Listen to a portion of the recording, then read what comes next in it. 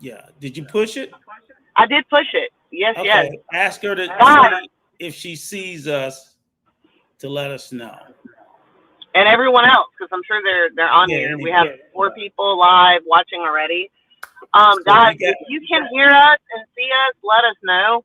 put Oh, a one in the Rico, chat. Tell them put a one in the chat. one in the chat if you can hear us. Rico, please forgive me. I had completely forgotten No, that I no, could no, do no, this no, no, from my no. It, cell it was phone. it was me and Coach, and then I guess he ran into something. So that's perfectly understandable. Ah, there we go. So we're live now. Oh, awesome. Awesome, Awesome, awesome, awesome, awesome. awesome. Great, great, great. Glad to hear it. Sorry for the rush and the discombobulation, everybody. But it wouldn't be the Dominican route if we wasn't all jacked up, There right? you have it. Yep. So, so let me just start by saying, Coach is well. Well, he's not well, but he's getting better every day. Um, he'll be in here probably sometime in the next 30 minutes, maybe. But because we haven't, done a live in a couple of weeks, since obviously everybody's heard about the situation where he got sick, and he's not up there. That's just his avatar. And again, I don't know when he's gonna pop up or if he'll pop up. Um, but he's definitely on the mend. He's not 100% healed, but he's on the mend. He's obviously back in the States in Louisiana, and he just got tied up with, I guess, some sort of urgent family business at the last minute. And we just wanted to come back and just tap back in and let the Dominican Route family know that we're still alive and we're still kicking, in spite of life. Sometimes life be lifing, and we Yep. all get caught up with stuff. So, but we're still a family. We're still a family, and obviously, we've been.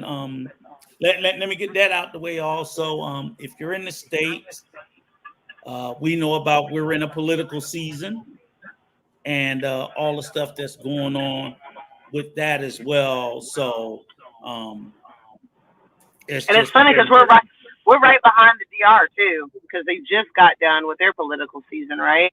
yeah, and ours is getting real crazy now.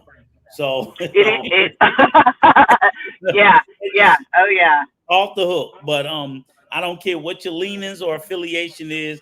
I say to everybody, please go out and vote. Vote your interests. Vote your beliefs. Republican, Democrat, Libertarian, Independent, Green Party. I don't care. I just think everybody should participate in the voting process. If you don't, life's gonna go on with or without you. But Coach is good. Coach is good. He's on the mend, but these things do take its time. Uh, so you guys will have to bear with him. He definitely wanted to come on just to show y'all face and give up what they call it a proof of life. When they kidnap your ass and they say, "Give me proof of life." Well, before I pay the ransom, I need to know that he's still alive, um, and stuff like that. But I still talk to him, so Coach is doing well. So we just want to say that, and I'm really hoping he gets his butt here because I think this topic that we wanted to discuss tonight, just for a little bit, just to let you know, he's watching YouTube, I'm watching YouTube, and Lord knows, set aside and let me do a couple of shout outs. Shout out to for walk on. Thank you for taking your time for being here with us tonight.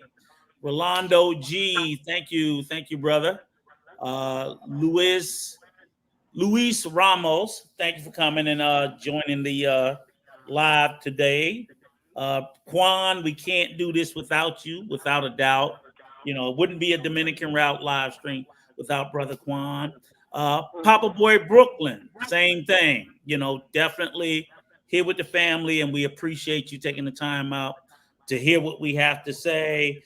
The lovely Sister Dominga. What else can I say other than the First Lady of the Dominican Route, the lovely Sister Dominga, the brother Harris Porter? Thank you for taking the time out and coming to spend a little bit of your time with us Sunday. And hopefully we'll have something to impart upon you that's useful, worth hearing. And also my brother, Dr. H.P. Black. Thank you also for joining us with whatever we have to share. And again, we apologize for the discombobulated. We'll get back on track when Brother John's mended 100%, but that still may be some time. So in the meantime, in between time between Sister Nikki, myself, Brother Junior, Brother Manuel, Brother Troy, we doing the best we can. So we're not, as organized as we should be, but we're still family and we still show up. What do you got to say? Anything to open the show, Sister Nikki? I just want to say, I appreciate, the few of you guys that are actually here. I know that I'm sure you guys are like, well, what time are we starting today? Which is probably why we have, 10 people in here right now, and more of you guys will come in. We have so much going on right now. We've been planning a lot of things for the future. You guys know we always come up with newer and better things, and we're always having more and more information to help you guys out.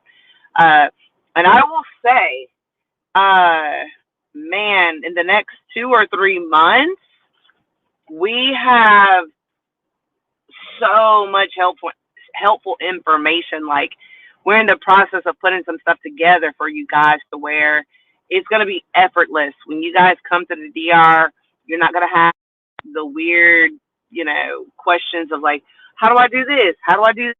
It's going to be all in the freaking Dominican route playbook. So it's going to be great. And in fact, maybe we should call it that, the Dominican route playbook. I don't know. We'll see. I feel like that's kind of cute, right?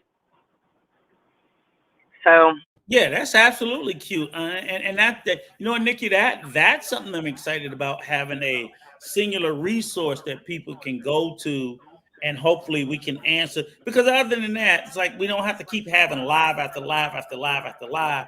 If we can correlate it down into, like a series of frequently asked questions to try to cover more yeah, generalized questions, and people can go to there. And if you want more specific information, then you can reach out. But don't be asking me about the airports. It's all listed in the book. These are the airports. right. Yeah, it'll all be in Las there. That's right. Americas, Punta Cana, Puerto Plata, and I forgot the name of the one in Santiago. Those are the 4 major international airports. Try one of those to work out your, because to be honest with you, even when I'm coming from the States, sometimes flights into Santo Domingo are significantly cheaper than Punta Cana. Yeah. But knowing if you fly there, you're going to end up having a 2-hour ground transport afterward. Same thing if you decide to fly into Puerto Plata. It's significantly cheaper. But if you're going to Santo Domingo, it's a 2-hour transport, or vice versa. But, sometimes you can save yourself $500-$600 on the round trip, and it might be worth it to fly in and hop a bus for $10. Man, and it's so funny that you mentioned that, because my flight in this time, I'm flying into Santo Domingo on this Friday, so I'll be there in about 4 days. And then when I fly back, I'm actually taking. I have to fly back through Punta Cana, and the reason why is because I want a direct flight. Layovers, like, it annoys me. It doesn't make sense to me. I'm at the drive-through, guys, so forgive me. Yeah. So that's the whole thing. Is I try to tell people, it's like, you got 4 international airports. The flight prices are wildly different depending on what airport you fly into. The island's not that big, so I would say unless you're trying to go to the North Coast, I wouldn't suggest flying into Punta Cana as an option, because they're about 6 hours apart. And if you're trying to come down to Punta Cana, I wouldn't suggest you flying the North Coast. But if you're flying the North Coast, I don't think Santo Domingo or Santiago is a bad option. So I would say you really have a choice. Sure, Puerto Plata would be your main airport, but hey, if it doesn't have the flights you like and you can find better deals to Santo Domingo or Santiago, that's not a bad option, because they're not that far from up there in Cabarete, Puerto Plata, Sosúa. Those airports are not putting you out of this world. Same way if I said you were going to Santiago, I don't think Santo Domingo or Puerto Plata is the worst in the world. Same way with Santo Domingo, I think any of the other three, whether you decide to fly into Punta Cana, Santiago, or Puerto Plata, Santo Domingo is probably the best spot. So this is just some information that I think that's just helpful, that can go into that playbook, that is I just think that's one of the tidbits, like with a lot of other information. Yeah, But and here's to that. We have drivers at this point in Santo Domingo, Santiago, and Punta Cana, if I'm not. Nikki, you still here? I think that drive-through got her. She'll pop back in. Know But there. again, That's Nikki, key. And again, go over. that all goes back to the playbook. Nikki, go over again because you dropped out for a minute. I want to make sure people didn't miss what you had to say. Oh, okay. Hold on one second. Oh my God, my phone's about to die. I'll be back in just a second. I'll be back in just a second. Okay. All right. So realistically, I know you guys saw the title. Let me just give you a little back spiel on the title, which not like I really need to tell you guys. If you guys are been in the travel space, you guys know the last 10 days has just been a humdinger. I ain't been in nothing. I've just been a viewer. I've only been a viewer. I've only been a watcher. But all of the shenanigans and tomfoolishness that's been going on in the travel space, it's caused me a lot of pause. And me and Coach thought that we wanted to talk about it because, I mean, let's face it, it's a little fucking embarrassing. Actually, it's a whole lot embarrassing. It's embarrassing. It's shameful. And while I'm certainly not a fucking passport brother at all, I can't stand the ideology. But that's just my personal opinion. And I don't think Coach identifies as passport bro. But the space that we're in, the Dominican Route family, it's a Dominican Republic channel. It's a travel channel. It's adjacent to Passport Bro. But, of course, they'll try to label us as such. And I can tell you all day until I close my eyes, I'm not. But based on the shit we've seen over the last couple of weeks, as if I didn't have enough reason not to want to be one, that solidified my decision to never even ever consider it. So when I sit there and Don Rep number one, I do show up at their panels. I show up to their panels to challenge and confront their ideology. Absolutely. I'm on a lot of Passport Bro channels and I'm known as the op. What's your point? You know what I'm saying? I'm clearly anti-passport bro. But I'm the op. I don't go up there sucking up to them, kissing their ass, and promoting their ideology, nor do I excuse their behavior.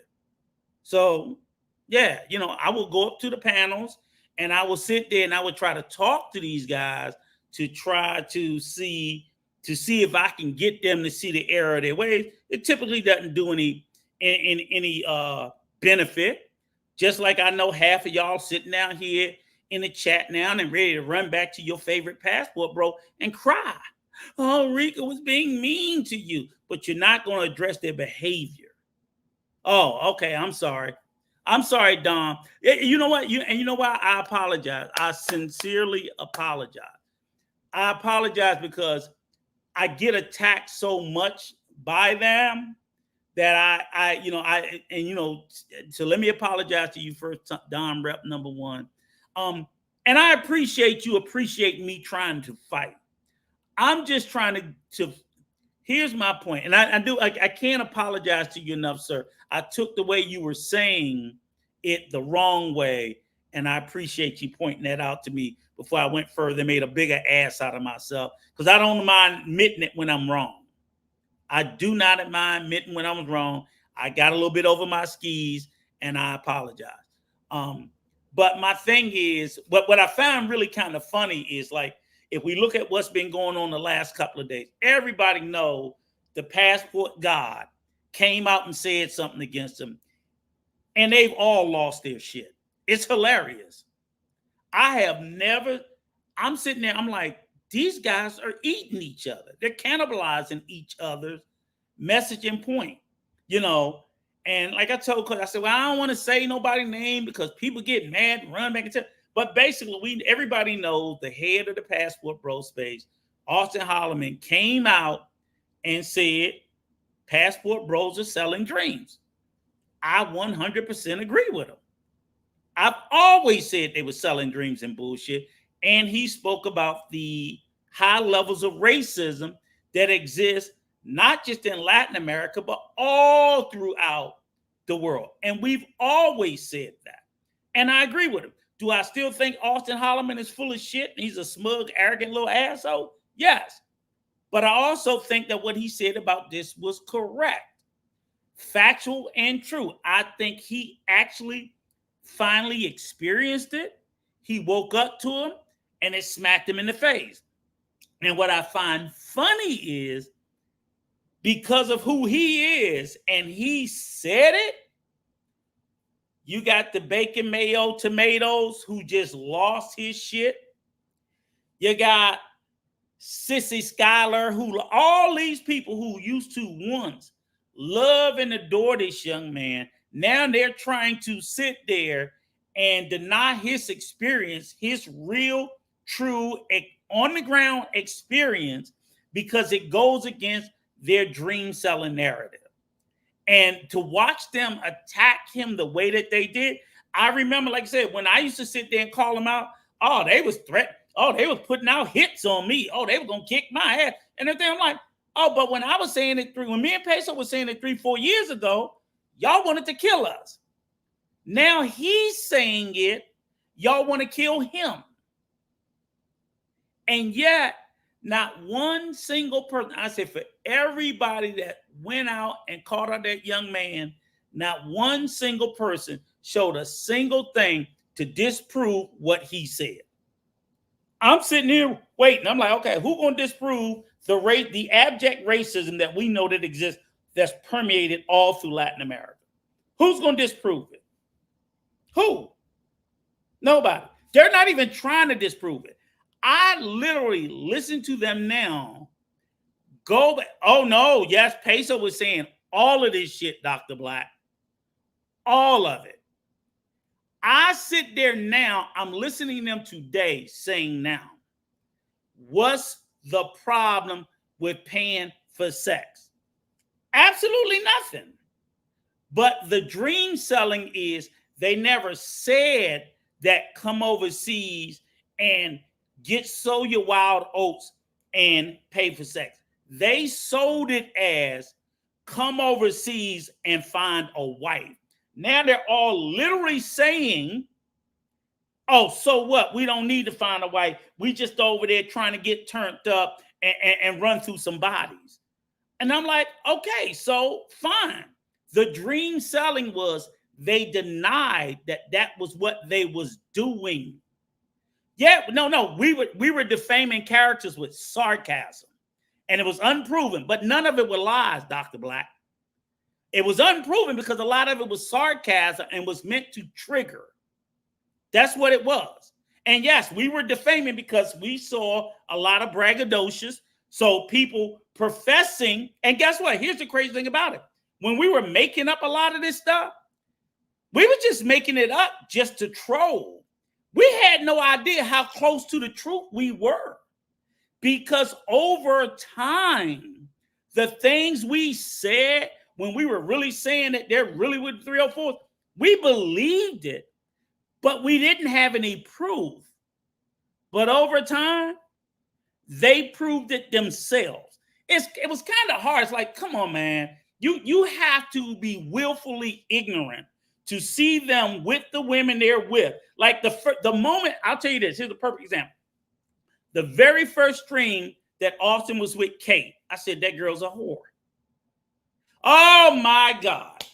Oh my God. Remember the first time Kate, his tour guide, I said, she got a tramp stamp.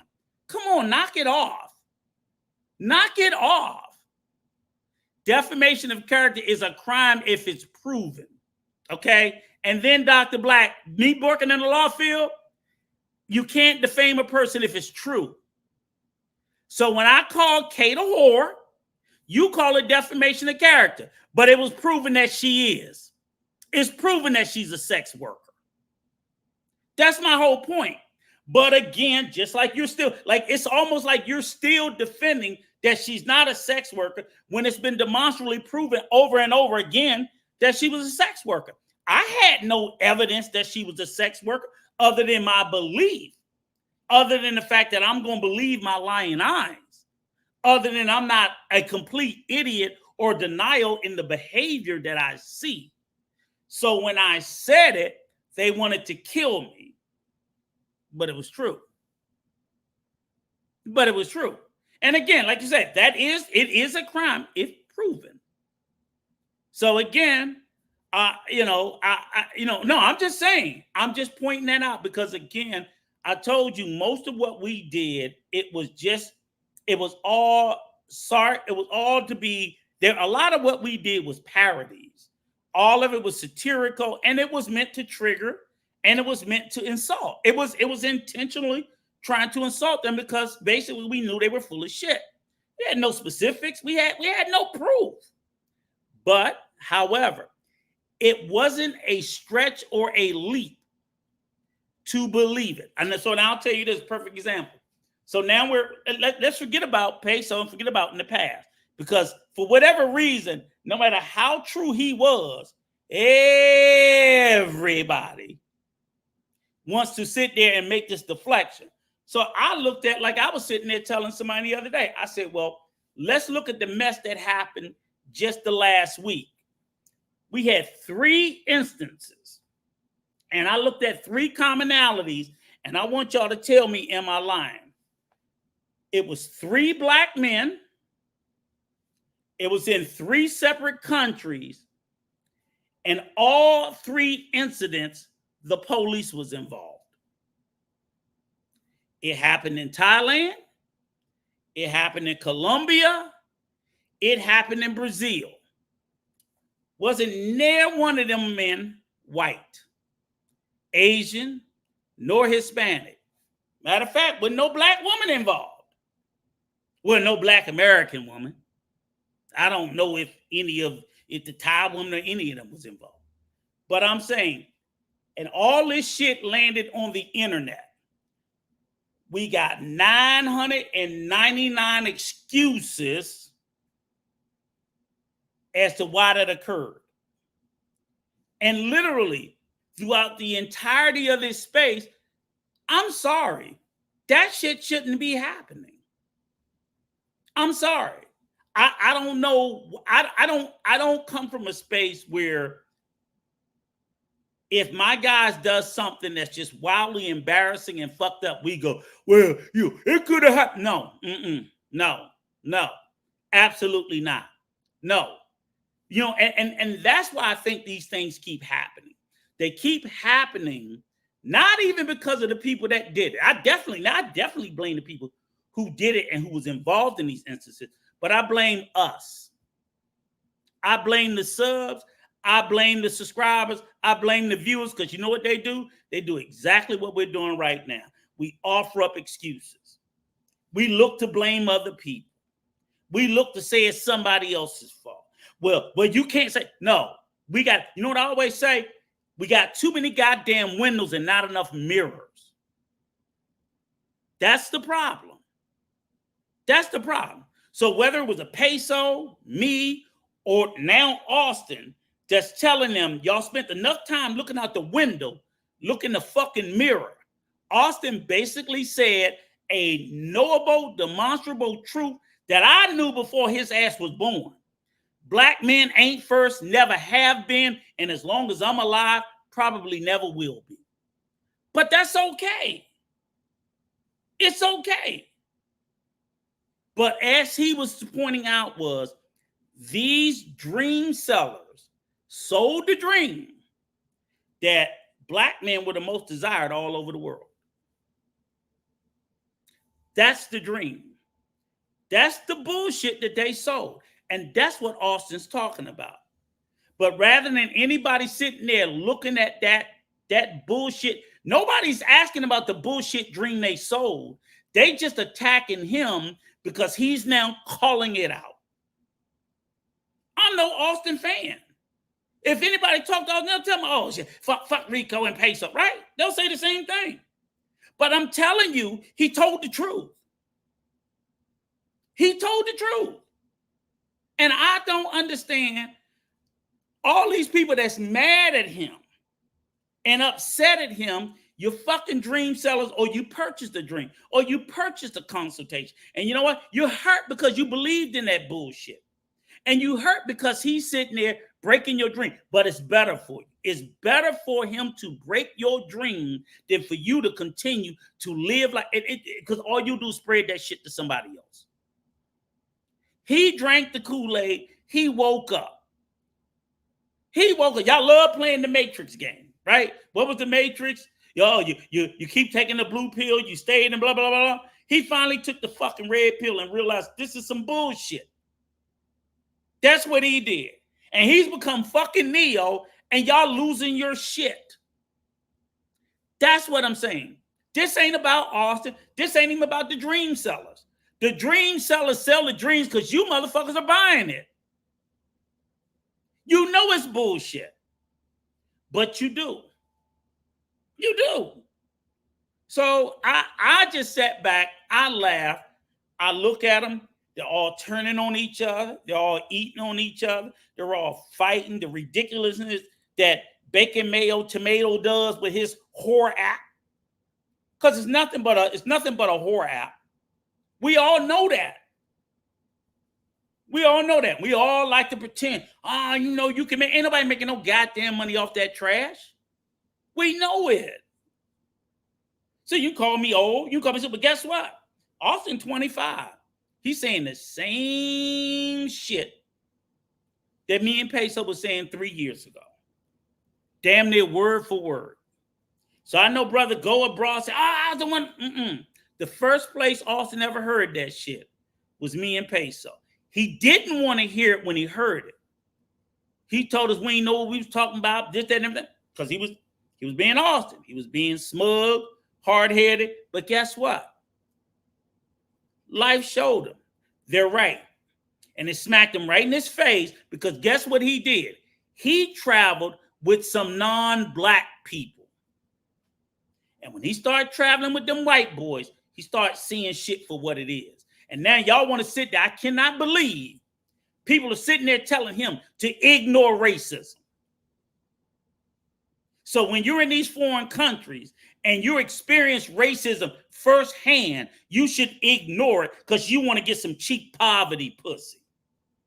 This is what these weak motherfucking men are telling them. Because you know what? These are motherfuckers that couldn't fuck back in the States. So they're going to give up their dignity as a black man. They're going to give up their self-respect. Oh, I want that big booty Colombian. So they're going to give up their self-respect. And that's why you motherfuckers are in last place. You stand for nothing. You stand for nothing. I'm not an Austin supporter, but in this space, I back him 100%. I back him 100%. 100,000%. He shouldn't have to endure racist behavior in any country. But you know what? It would have been a more tolerable pill for him to have experienced if people had been honest with him before he went. Because I don't tell people not to go to Latin American countries. You should go. You absolutely should go. But you should go with your fucking eyes open, not closed. That's it. You don't have to go there with a chip on your shoulder. You don't have to go there. No. But don't go over there with your fucking head in the sand. That's just dumb.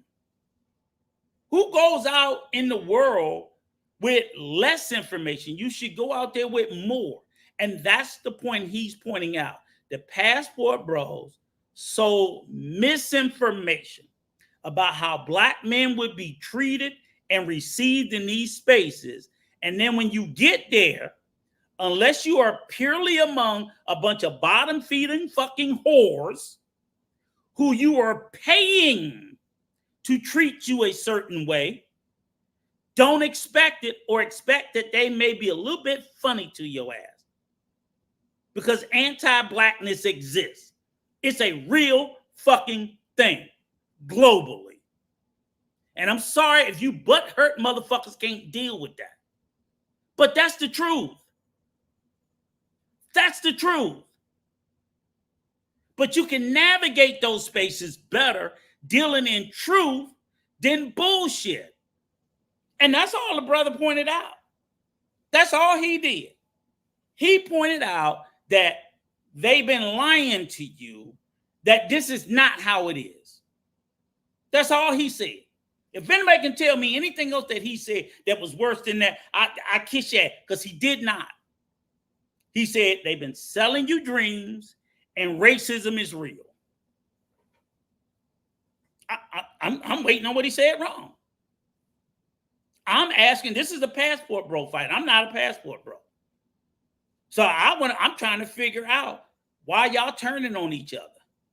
He told you. Now, if he was sitting there saying, oh, anywhere you go, they're going to drop down to your knees. It's a million wives over there. They're going to kiss your ass. Oh, you beating off the wives. If he had said that, they'd be singing his praises. They'd be singing his praises. If he was telling y'all, oh, ignore that shit, it ain't racism. You just got to know how to move. You just got to know how to move. You ain't got no... If he was saying all that dumb shit, y'all would be singing his praises. But he just told y'all the truth. He didn't even say not to go. He didn't say he hated. He told y'all, I'm still fucking. He just told y'all it ain't as sweet as they made it seem. And yes, they're racist. You have to be willfully ignorant not to know the level of racism that exists in fucking Colombia and Brazil. You niggas have got to be trying to be stupid. But y'all mad at him because he said it. We all know it. He didn't say nothing that we all didn't know. And if you don't know, you don't want to know. Fine. But you can't be mad at him because he said, I'm not going to be stupid anymore. It's true. And y'all seen the people he was talking to, they're telling you it's true. Y'all was mad because it wasn't somebody black. Y'all was mad because it was a white boy or somebody white adjacent or in white proximity that was telling y'all. And you didn't like it. You didn't like it. But that's why I keep telling people when it comes to Thailand and all that other stuff, I tell everybody in the sound of my voice, right? Stop watching just these black content creators. I'm not telling you not to watch them, but please, whatever country that you are talking about, especially Thailand, watch them white boys. Them white boys going to tell you the truth. Them white boys going to tell you the truth. Them niggas ain't going to tell you the truth. They're going to tell you the bullshit they want to sell.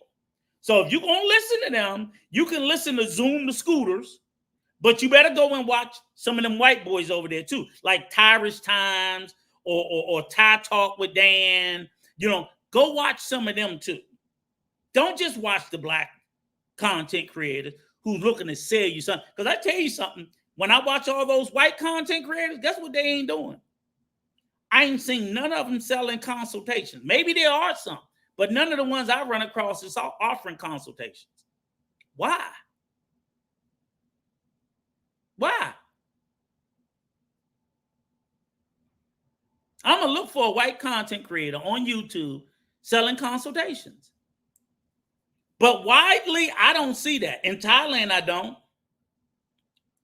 The ones I watch, like Educated Traveler, I don't see him. I don't know. Maybe he is. He might be. I'm not sure.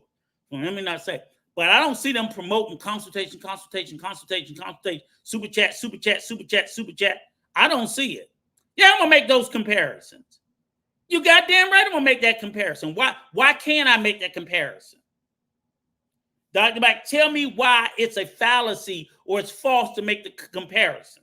Because it's not, you just can't keep saying that niggas should be able to do nigga shit and we should just excuse it, I'll make it against the Asian content creators or the Hispanic content creators. Since we can't do the white ones, I'll do another minority group. I don't see them doing it either. I don't see them doing it. When I watch the Thai guys, there's a couple of Thai men who's doing it. I don't see them doing it either. I don't.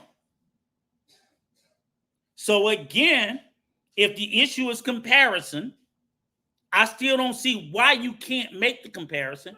But if it is comparison, then what's the problem? Has it stopped?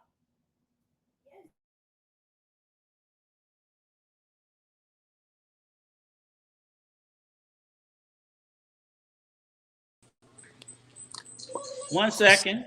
What's up, Rico? What's up, radio? I'm gonna go ahead and what you doing? What's up to my Dominican Route family? Hey, y'all. I was listening in. My camera is still down, so I'm on my phone camera. Hey, everybody out there, man. You've been spitting some knowledge, man. I've been listening for the last 5-10 minutes. Where you at? You disappeared. No, I'm here. I went to check something. No, I'm just pointing out again. Dr. AP, peace, brother. Hey, brother, how you doing, man? Yeah, but here's the whole thing, Dr. Black. Quan. We've been saying ninjas need to stop doing what they're doing, but they still don't. And here the thing is if I just sat here and said ninjas need to stop doing it, half of the people that like those ninjas will be butthurt and run over there crying to them like they did last time. Rico over there talking about you. Rico over there. So it's never good enough to just say ninjas need to stop, because we've always said ninjas need to stop doing it before the comparison. So I'm using the comparison to let the subscribers know that you don't have to listen to the bullshit lies they tell, because if you look at these other groups, they're not selling that shit. Right. So I clearly have always started from the space of ninjas just need to stop doing it. But guess what? I'm the only voice, because none of the rest of you motherfuckers say nothing. Hey, you know y'all what? Say nothing. Y'all sit back, y'all super chat, and y'all support, and y'all encourage them doing the very thing that they do. I'll say this. One person that give consultation, and he's kind of in his own element, is Nabora's husband.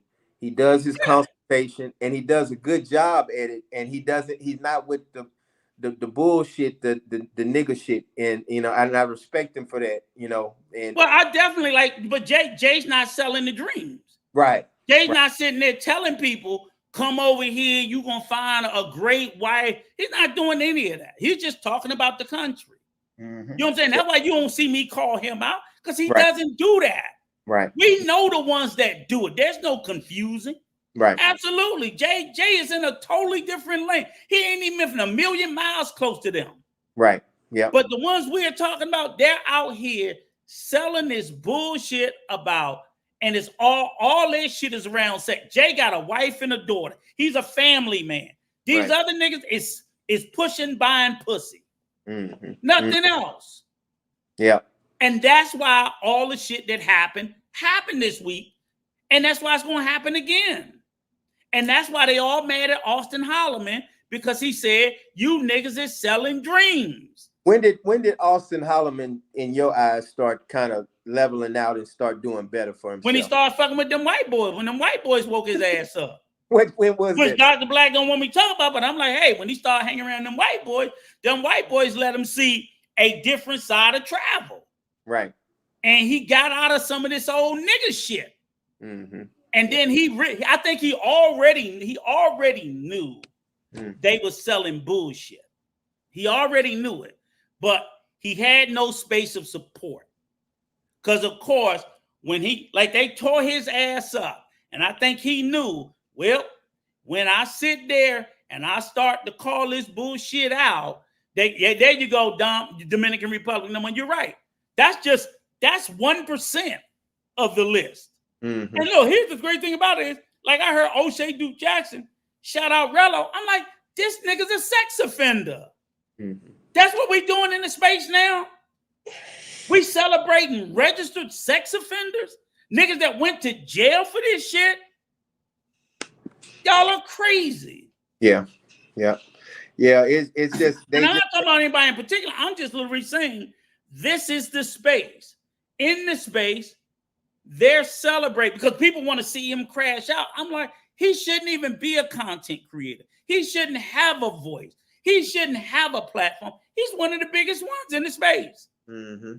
And everybody knows he's a fucking convicted sex offender. Mm-hmm. It's no secret. Yep. Hey, what is Dr. HP talking about? See, I'm just getting in on the conversation. What you and Dr. HP was talking about. Shout out to Dr. No, HP. he just don't think I should compare what the white boy is doing against the black, and I disagree with it. Okay. I'm like, it's a fair comparison. They're all in the passport bro space, right? They're all passport bros. So I watch white passport bros, I watch black passport bros. I see different behavior. Right. So y'all. I don't see a plethora of the white ones putting shit up on YouTube like Jay Rello fucking people on YouTube and whatnot, and getting the police involved and body slamming motherfuckers on scooters and all other kinds of fuckery, right? Right. But I see that from the black ones.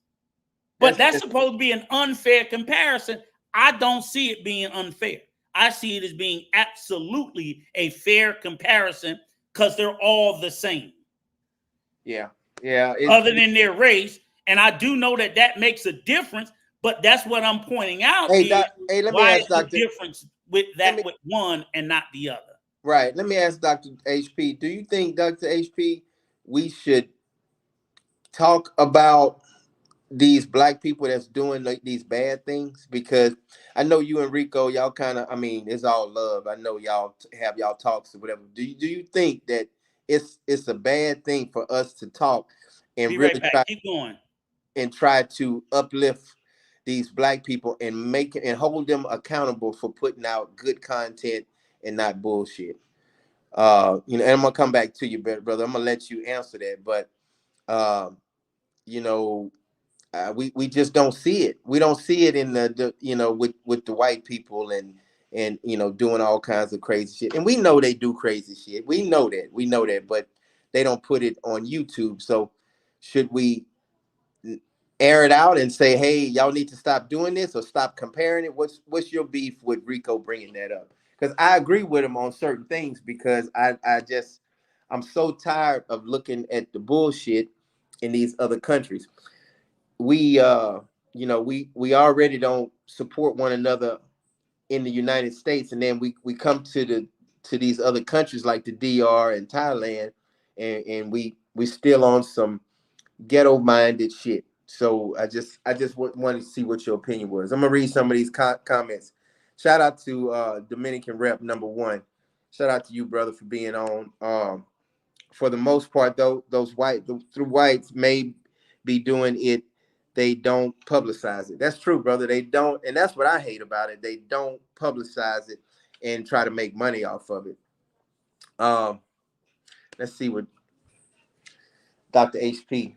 I believe in accountability, yes. Talk about them. What I am advocating for is verification, and Rico knows that by to say, but to say, be more like white people across content. I don't agree with that. Okay, so the way he's wording it, I see what you're saying, brother. Because yeah, and I don't believe we need to be more like white people. I believe so maybe Rico does need to reword that. If he's saying it like that, I agree with you, brother, because he don't need to be saying it like that. Because I always said this: black and white people, we live in two different worlds, and we have to do certain things differently. And I'm real big on uplifting black people, but we have to do certain things a certain way. And we have a lot of white subscribers, and not to say that white people are not accepted on this channel. I'm never saying that. I'm just saying, the people that we have, the 9,000 people we have on this channel are mostly black or whatever. So Yeah, I agree with you on that, Dr. HP. So Rico, Well, I'm gonna check you on something that you're gonna Dr. try. Go ahead. Go ahead. Dr. HP is saying, and I don't know, I caught on to it late, but he's saying, what am I advocating for is verification. And Rico knows that's by I guess bias to say be more like white people. Are you saying be more like white people? Because we can't be more like white people. Are you No, saying that? absolutely not. No, I'm just making a comparison like we do with everything. We do comparison for joblessness, for drug use, for having children. We do comparison for everything across the races. Right. For everything. So I don't know why this is so unusual, because that's where we get statistical evidence and data from, is we do comparisons across races for education levels, for income, for home ownership. I don't know what we don't do comparisons with, right? So to me, it's nonsensical to say we shouldn't do a comparison. And a comparison is not to come to a solution, but to try to identify what the problem is. Okay. So in my comparison of the Passport Bros, I'm trying to figure out why so if let's take Sosua, the DR. We know that is the whore capital of the DR, right? Right. That's undeniable. Right. There are white guy Passport Bros and black Passport Bros all in Sosua. Yes or no? Right. So if both of them are in the same place among the same behavior, I'm trying to figure out why is the behaviors or publicly so disparate. So in other words, why are so many of the black Passport Bros taking and against these women's wills, sitting there, publicizing them all over the internet, but the same white Passport brothers are not? Right. What is it? They're fucking the same whores. So I'm like, if all things are equal, why are the behaviors different? Now, I don't have an answer for it, but I know it's hard for us to even dig into the white ones because they just don't even show the shit. It's easy for me to dig into the black ones because they won't shut the fuck up about it. But yet, I shouldn't say, I need to pretend like I don't even know that the white Passport Bros are there doing the same thing. I know they're doing the same thing. I have to look for a representative. I have to look for a representative sample of what, like, damn, here are these black guys in Sosua doing this. Who can I compare them to? Oh, maybe I'll look at Dominican men. I can compare them to Dominican men. I'll still come out with the same thing. Why are you not doing? The Dominican men are in Sosua buying pussy too. But they're still not doing it. So I'm saying the black men, but all these other groups, whether they're Dominican, whether they're white, whether they're Asian, they're not doing the same thing. So no, you don't have. I don't have to have those comparisons, but it's fair. Yeah, but he's saying black and brown children are less than black men. Or that's what you're saying. No. That's not what that. No, it's speaking to their behavior. That's all it's doing. It's not saying they're less than, because my point is they don't have to do what they're doing. They don't have to. But what I said, and I'll go back to it. I think the reason why they do what they do is because of shit just like this, Dr. Black, because they know they have an audience that will excuse it. They know they have an audience that will look the other way. Matter of fact, they know they have an audience that wants them to do it. Because they want to see them put that shit up on. They want to see the creep cameras. And guess who that audience is? Look in the mirror. So rather than be upset with me about saying this, you need to sit there and start asking the audience, why are they so enamored about this shit? Why do? Because here's the thing.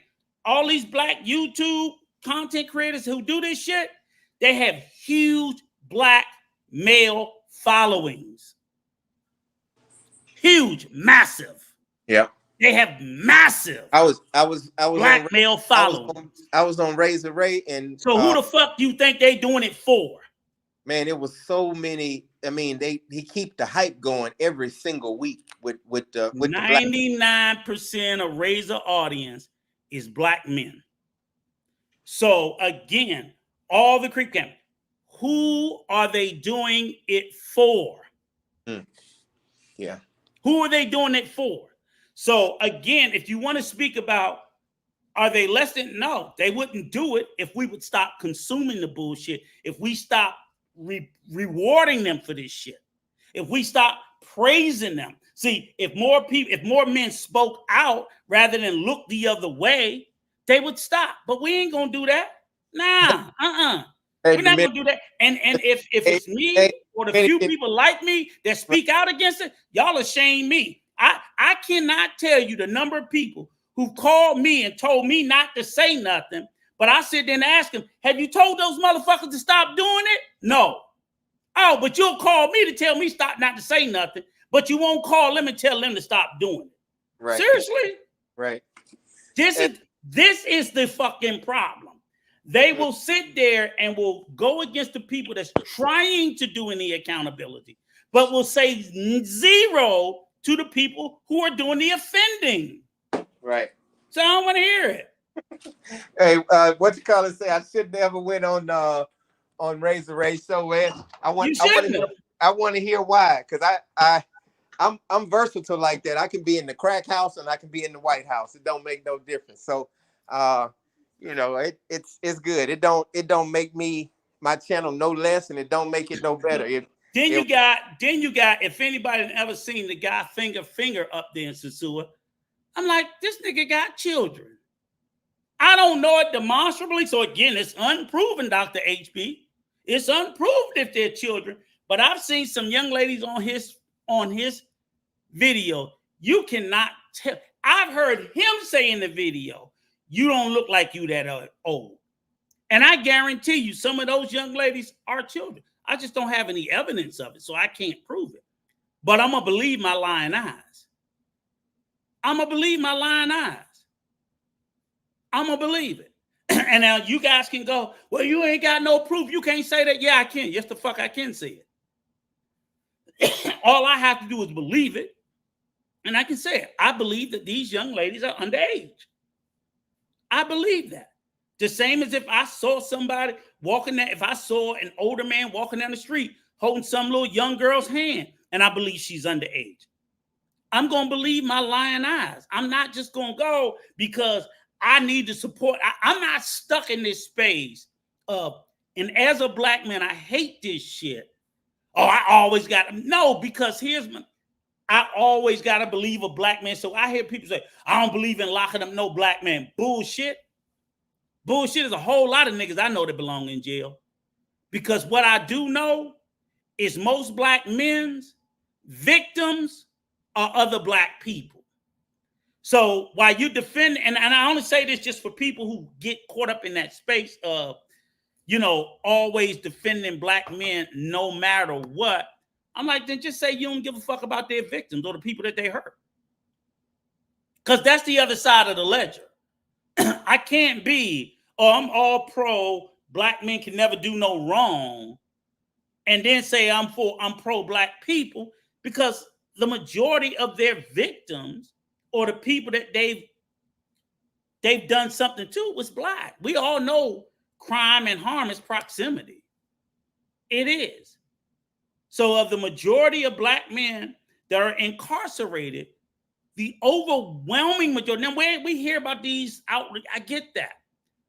But 80 to 90% of their victims were black too. They just were.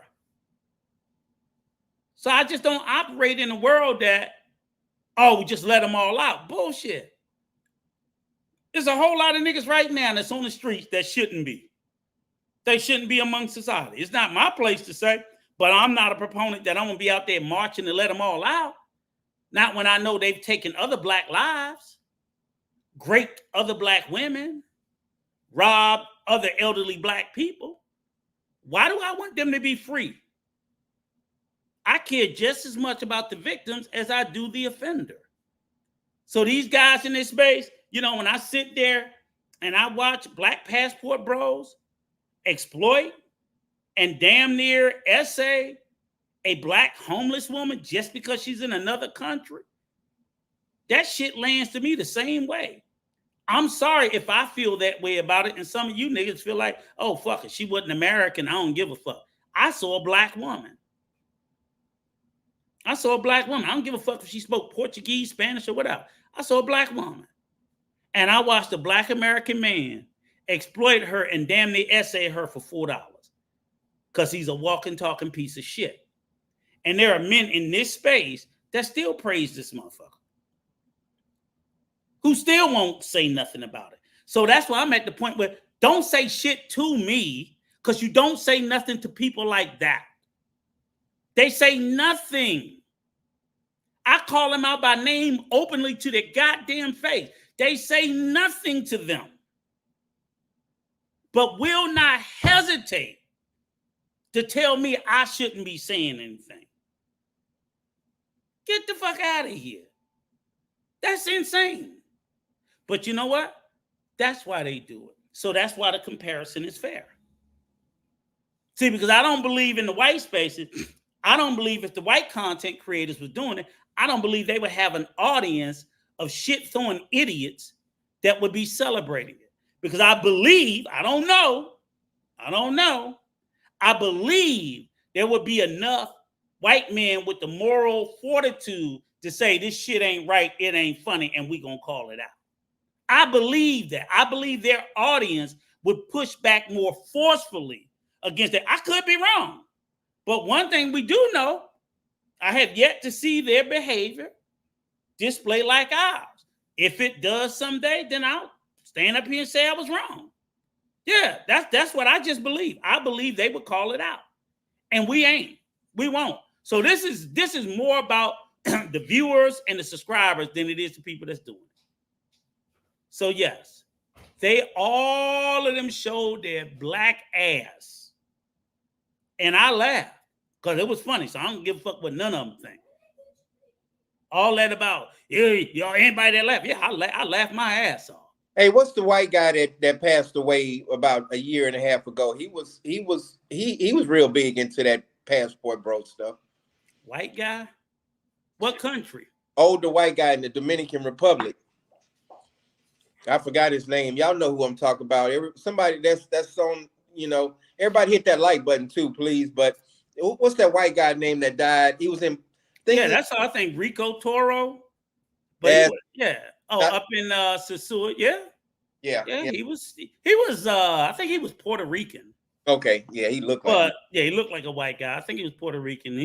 He was deep in some mess too. Right. Yeah. I'm gonna leave it at that because he's no longer here. But you know, cool. Hey, karma got a way of catching up with us all. Who is this? Scooper Dave. Is he a YouTuber? They meant Cuba Dave. He's saying Scooper Dave. Oh, he was white? Dr. Black? Okay, well, damn. He always kept saying Rico Toro, and he spoke. I thought he was Puerto Rican. I don't know. Okay. Yeah. I don't know. I never met him. But if he was, he was. Yeah, but like you said, TMI, I mean, Santiago, again, it's kind of hard. And Giamo, and of course, see, now me just saying their names, you got some motherfuckers sitting here watching this going, see what they're going to do. They're going to run back and cry. Mm-hmm. Oh, Rico was talking about it. But they ain't going to say nothing to him about, and I heard Giamo he did a lot of it. I even commented. I'm like, why you crying? Yeah, YouTube going to shut your shit down because YouTube is shutting down a lot of these tit and ass and all these creep cams. They're shutting a lot of them down. Mm-hmm. They're shutting a lot of them down. I'm like, Giamo, you're going to get shut down. Mm-hmm. I see your we all see his content. Yeah. We know what he's doing. Like, dude, you doing soft porn on YouTube. They gonna shut you down. And people and these YouTubers, man, I didn't know they was really big into that. I started this YouTube channel to have an outlet to talk to people, to help people out. These motherfuckers be comparing and be wanting, I'm the best. And this is all they're doing. This is all they're doing. They're all into nothing. But they're all into nothing but they're all sex packs. Period. All the bullshit about looking for a wife in a serious relationship, it's all bullshit. Yeah, it's sad. It's all, but I'm talking about literally, I would say less than 3% of them are looking for real, serious, legitimate relationships. The numbers of people that you know that have gotten married, you can count on one hand, and the ones on the other hand, they married a sex worker too. Oh yeah. It just. I mean, come on, coach. You know. Oh yeah, I know. You know. And if they not showing they woman, and they've not showing, you know. Right. We all know. Right. And that's why I get frustrated, because again, I be telling people, stop talking to me like I'm stupid, like I don't know what's going on there. I know. Mm-hmm. I see. The circle that and 99.9% of the information come from other passport bros. Like, come on, bro. Thailand is insane. Right. With the shit they got. I don't understand what he's saying right here. Dominican #1, but you are getting close to the 9, John, at times. What are you talking about? Close to the line at times. You just type too fast. Yeah. Oh, believe me, Don Rep 1, I stay in his ass about it. I stay in his ass about it. I have never done a creep cam in my life. He didn't say you did a creep cam. He didn't say anything about creep cam. He just said you get close to the line. And I stay in his ass. I can't do but so much. He do listen, but radio sometimes gonna be radio. I'm Michael Jackson. Yeah, you Tito. Yeah. So Don Rep, and I didn't tell him to say that, but like I said, they say it is. So I'm glad you listening. You can hear me say, I stay on him about it. I tell him all the time about what you might think is harmless. YouTube and other people don't always see it that way. You just got to be super careful. You know why? I do way more. I do 95%. Shut up, Rico. Let me finish. They're not going to care about all the good shit you do. Yes, they do. Well, no, they're not. YouTube ain't going to care. 95% of the people, the things that I do out there in the Dominican Republic is all positive. Well, coach, what I'm saying. Hold up. If I show some skin a little bit and show, I'm not gay, so I ain't finna show no men. So if I show some skin a little bit and some women walking up and down the beach, ain't nothing wrong with that, because that's part of the Dominican Republic. So that's what he's saying. If he about that, you can say whatever you want. I'm telling you, YouTube is getting different, and I'm literally telling you, I've never got a warning. I'm not, but you know what? YouTube have taken channels without warnings, and I'm just saying, it's just like you just whatever. We're gonna sit here. I'm gonna ride with Coach, but if one day y'all look up and the goddamn channel gone, you're gonna be like, Rico told his ass, because I tell him almost all the time. Put that on me, Ricky Bobby. Don't you put that on me. So I don't want y'all to think that I'm being in the background. Like, come on, man, that shit is. I know YouTube is becoming super sensitive about it. Thank you, and Easy. Thank you, Easy. So it's just, it is like they've taken guys' channels with no warning. So I don't want to see this channel get taken. That's why, I'm constantly reminding him, and they're gonna crack down more. They're gonna start cracking down more. So again, I mean, I get it. If you guys like these people, no sausage party over here. Quan is right. That's what I want. It ain't no sausage party over here. and I get it all the time. If you guys like, certain YouTubers, that's great. There's absolutely nothing wrong with that. It's not my space to but I'm just sitting there saying is, we watched the shit that happened this week. I'm like, y'all are killing me acting like the shit that y'all seen, and then the way they going after Austin right now. So it's like 3, 4, 5 people doing a live on Austin now. Mm-hmm. Because basically he told them this shit ain't sweet, and no, you niggas is not chosen first.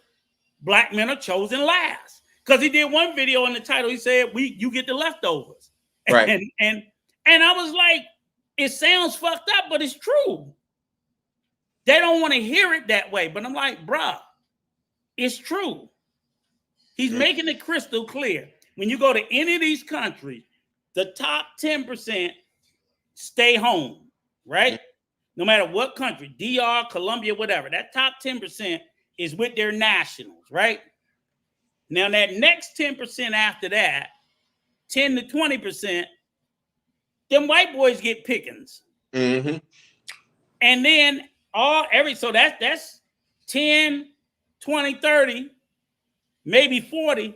What's left, you get to fight with the other minorities for. And you can flex with that. And there's nothing wrong with that. That's good pickings. But clearly, you're not getting that upper echelon. And you could just knock it off telling people that you can. And I think that's what he called out, was saying the passport bros is selling a dream that you can go over there, you can go to the DR, and you can get any woman you want. And we all know that's a goddamn lie. We know clearly the top 20%, y'all ain't touching. Y'all don't even see them. You don't even know who they are. So that top 20% on the island, I'm like, bruh, knock it off. Knock it off. Maybe if she in a fucking wheelchair, maybe. But short of that, you're not. And if anybody tell you that, they just lying. Because that cream in the crop is not only beautiful, but she's educated. She's probably got good money. They're not fucking with no gringo from nowhere. Nowhere. So stop telling them, man, you come over here. You get you a doctor. Man, if they don't, what passport bro you know dating a doctor or a lawyer? None. Yeah, you've been there for 5 years. Have you ever seen a nigga over there with a doctor? I ain't even seen one with a cop. Certainly not a doctor or a lawyer. Nope. So we're talking about certified top tier professionals? No, y'all don't. Right. In no country. They all say that, and I'm like, okay, let me see. Who? She's a waitress. She's a waitress. She do hair. She do nails. She's a waitress. She's a waitress. She do hair. She do nails. She's a secretary. That's what you get. That's what you get. They don't be talking about blue collar, white collar, you throwing clerical workers. Throwing jabs at Domingo. She worked at a restaurant. I don't give a damn. Don't be throwing jabs at my woman. I don't give a damn. I'm throwing them at all of them. And go to eat easy. Looking in the wrong places. I don't care where you look. That's all you getting. I don't care where you look. Because what lawyer and doctor you dated? None. None. Don't be talking about my boy Easy now. I'm talking about his ass. None. Yeah. None. You just don't. And look, this is what I wanted to share, right?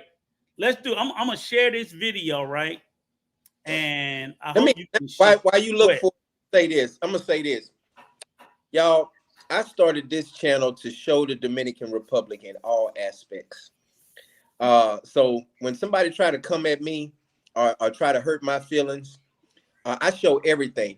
People try to get on me, but you showed the dance team and the girls and the boys, and you showed this. That's not good. It's part of the Dominican Republic. So if I want to show the orphanage, the dance team, I have never showed any children in any type of derogatory way. I make sure I don't zoom in on their body, and I try to get the top half of them. I don't do any of that stuff because you have to be careful with children. So, but that's part of the Dominican Republic. So I get a couple comments every now and then. Hey, you was filming the girls. So that's a dance team. So when I film that, people want to try to come at me about certain things, and I'm gonna keep on doing it. It's part of the Dominican Republic. I show all aspects.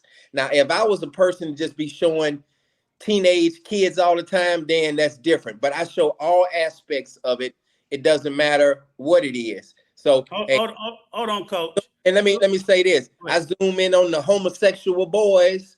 I zoom in on them, the teenage boys that's dancing and popping and stuff like that. So I make sure I show the Dominican Republic and what it's all about. That's why we have Manuel and we have Junior and all of that stuff. So as soon as I film something or video something with some teenagers, somebody want to say something. So, but I'm gonna keep on filming it because I'm showing all aspects of the Dominican Republic, and that's what my channel is about. Okay, go to Easy Rollins' last comment, Mm-hmm. and let me be clear. No, the next one. Okay. God bless you, brother. I don't talk down on black men. I talk down on them fuck nigga passport bros. Okay, so learn the difference. But share my screen. Can you share it? Mm-hmm. Because Thank you so much. I want y'all just to listen to this. And this, did you share? Okay, this is from this young man, this gentleman's channel, International Passport. I think he's from England. And fair use. I doubt if he strike us, but I want y'all to hear what this Dominican American man says about women in the DR and this, that, and whatever. And I want y'all, this is what the Passport Bros is getting in the DR. Go ahead, bro. Hear me out. Do I have? Oh, okay. You got it? Okay. No. I'm going to play it now. Dominican Republic. I was born in New York City, but I'm first generation Dominican. My wife is Dominican, born and raised over there.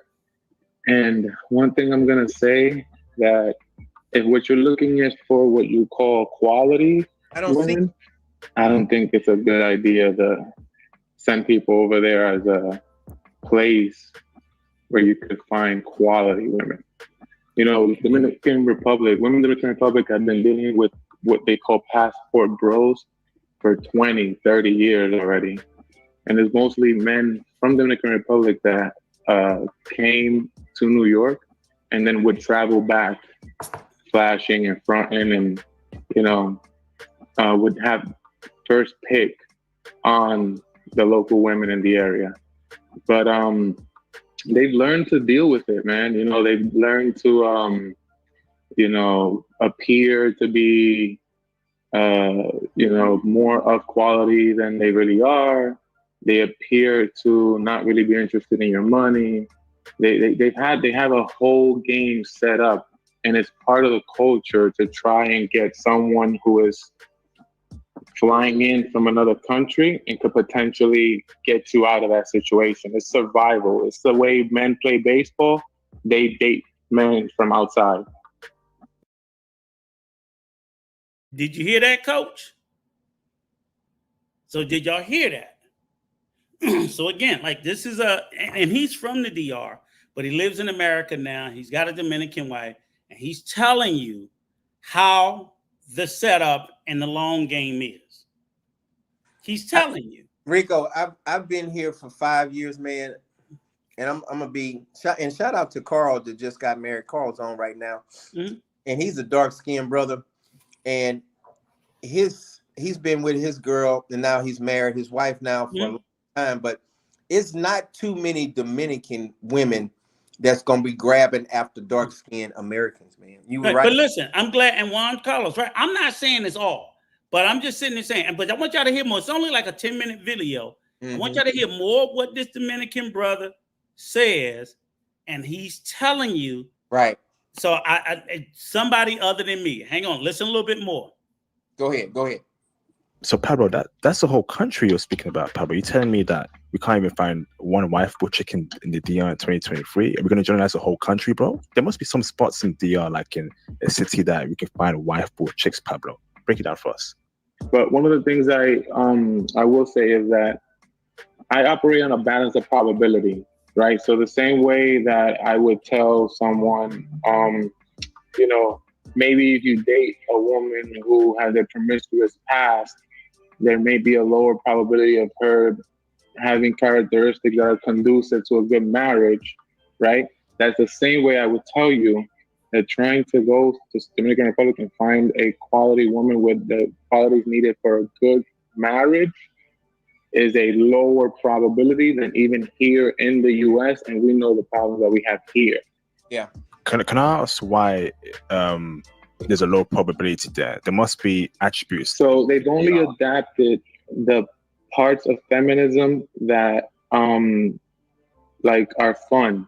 So like the sexual liberation part of feminism, they've like embraced it wholly. You can see it in the music, urban music over there, like dembow and reggaeton. Yeah. It's super, super hypersexualized, even to the level of like the lower economic social status.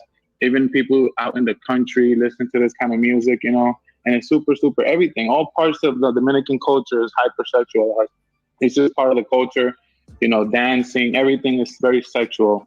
And then on top of that, you have that this like imported sexual liberation movement, but you don't get the other parts of feminism that actually benefit men, like the whole sharing of the bills and all that. So what you do get is you get a bunch of people, or well, you get a bunch of women who will have, different men that.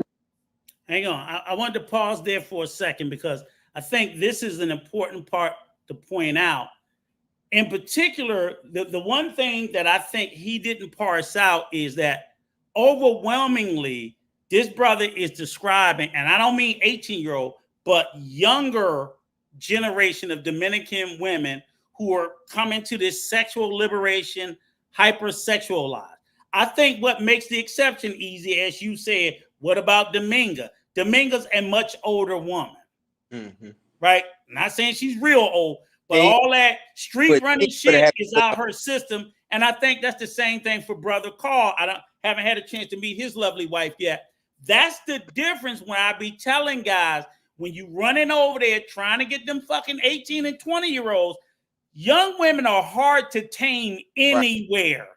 Right. No, anywhere. But if that's what you want, one thing I agree with you, but I this is where this guy is saying you're going to have a lower probability. You can greatly improve your chances if you are an older man by trying to date an older woman or someone in your age range.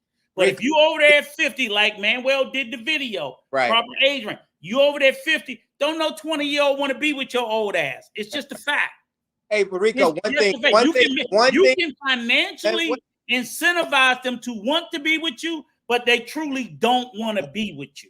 Hey, one thing. Can you hear me? Yeah, I can hear you. I want you to, one thing that you said wrong on my wife and Carl's wife, you put much older woman. Don't put no much older woman. You just said much one time. I meant, okay. You said much twice though, Rico. God damn. Okay. What I'm sitting there saying, there you go, Carl. Thank you. His wife is 44. He didn't know. He ain't over there looking for no 24-year-old. No, you said much twice. Well, because these Negroes, I have to say that because I know these Negroes is always looking at somebody 18, 19, 21 years old. So if you don't say that, but again, look, and nonetheless, Carl, your wife is just as beautiful as Dominga's beautiful. And they're both in their 40s. And so that's to tell you guys that the Dominican Republic is full of beautiful, more mature women. So you don't have to be fucking with them teenagers or them young kids that is within this group of young ladies that he's talking about. That's true. He's talking about that. My wife look better than your wife. Sure, but they're all the same age, so it doesn't matter. So we all safe. Right. Good. As long as you stay away from them goddamn kids, you be all right. You get to fucking with them kids, that's how your ass gonna get run and drugged. Because they hard to tame. Right. Them young girls ain't ready to give up that street like he's talking about. Right. So that's where I think the bulk of it comes from. So, but just hear a little bit more how he say how they play the game. So we got a lot of 50, 60-year-old Negroes going over to the DR trying to fuck around with some 20-year-olds.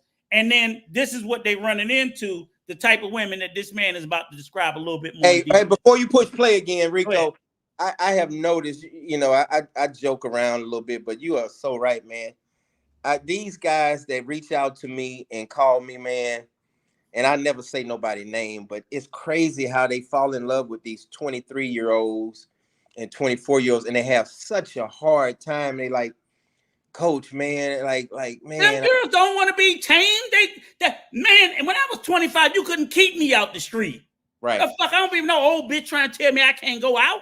But you know what a lot of them say? They say, man, but I'm taking care of them. I'm sending them money. I'm taking care of them. I hear that all the time amongst all the people I talk It don't to. matter. I'm taking care of them, no, Rico. I'm taking care of them, coach. It don't. I'm taking care of them, and they don't have nothing. They live in a shed, under a tin roof. But I'm taking care of them. And they still don't want to act right. It don't matter. That's the point. Mm-hmm. It don't matter. So that's the whole point. That gap is the problem. So let's hear the rest of what he got to say. Go ahead. Will like financially make up like one, or they'll get one person outside the country that could, because of the financial situation they're in and the fact that, you know, money from outside the country sort of like exchanges to a better rate over there.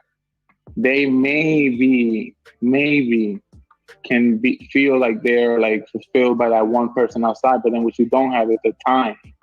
So a lot of men will get a girlfriend over there, come back to the States, set her up in an apartment, everything's nice, go back to visit, and another dude's in the bed with her. And you see that countless times. I have friends personally, Dominican men, that know the deal and still fall for it.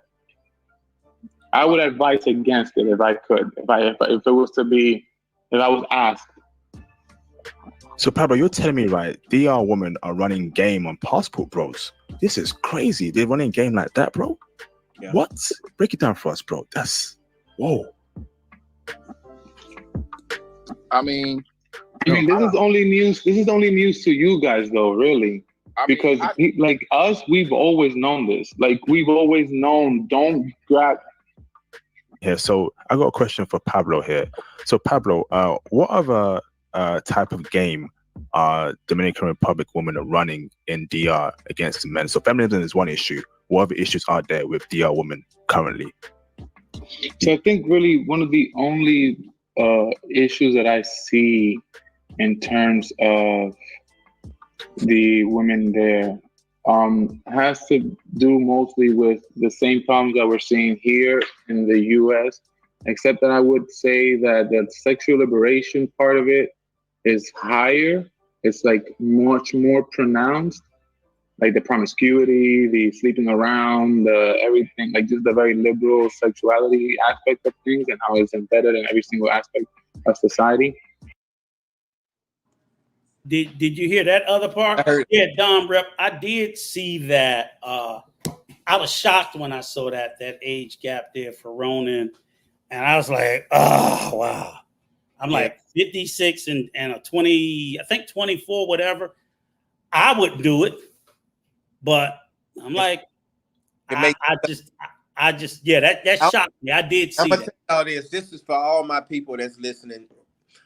I know one guy that's been with this Dominican woman, and Rico, you know who it is. He has two babies, and they married. They happily married. They live in Bonao, and out of all the people that I know, and it's hundreds and hundreds of people, she is 27 years old, and he is, and I'm not gonna say his name. He is 60 years old, and they have a wonderful relationship. And that is, I have never seen that. And I was in his wedding. I was in his wedding in Boca Chica, and it's been 4 years, and they still together today, and they're happily married. But I have never seen a 27-year-old with a 60-year-old and where the relationship work out at, and it's very, very rare. I'm talking about in 5 years, Rico. And I've seen a whole bunch of people try it, but this guy, he has a good woman. She's you know, and look like, you know, of course they probably have their issues like any other marriage, but I mean, and she looks like she's on the up and up, and I'm so happy for the brother, but it's very rare, like you said, Rico. And I'll say this, I hope I'm wrong, but I still think even that one is some bullshit. Yeah, but it didn't end. This is what I will say. It didn't end. And I will say this it ain't he looks young. That motherfucker look his age. Right. He got a lot of money. Yeah, he got a lot of great, got. hair. All right, that motherfucker got long motherfucking money. He hold his hand in public and everything, Rico. That motherfucker got a lot of money. Yeah, he does. So you figure it out. He got money I wish I had. So she's a beautiful woman. Okay, but again, if his ass had been broke, it wouldn't be happening. So no, I don't. And she spit out 2 babies for him. He got a lot of money. Yeah. Okay. Yeah. And guess what, Coach? And everybody love him. Yeah. Yeah. He got a lot. See what I'm saying? Now let me say this, Rico. At least she is not treating them like shit. That's the only difference, because that is the strange part. For so many of the other situations, you will see a 50-something-year-old guy with a 20-year-old woman, and she treating them like shit. And I'm like, really? Hey, I had a guy. I'm gonna say this real, Rick. I had a guy 4 years ago call me. I'd never forget our conversation. He just called me. He said, John, he said, every time we get out the car and we walk in the mall or we walk in, I try to walk with her. And he said, I proposed to her. He gave her a ring and everything. This was 4 years ago. He said, she walked real fast in front of me, or she fade back behind me. She walked real fast in front of me, or she fade back behind me. I'm like, oh man, you don't see that she don't want to be in public with you? She said, and he's like, I don't know why she don't want to walk with me in public.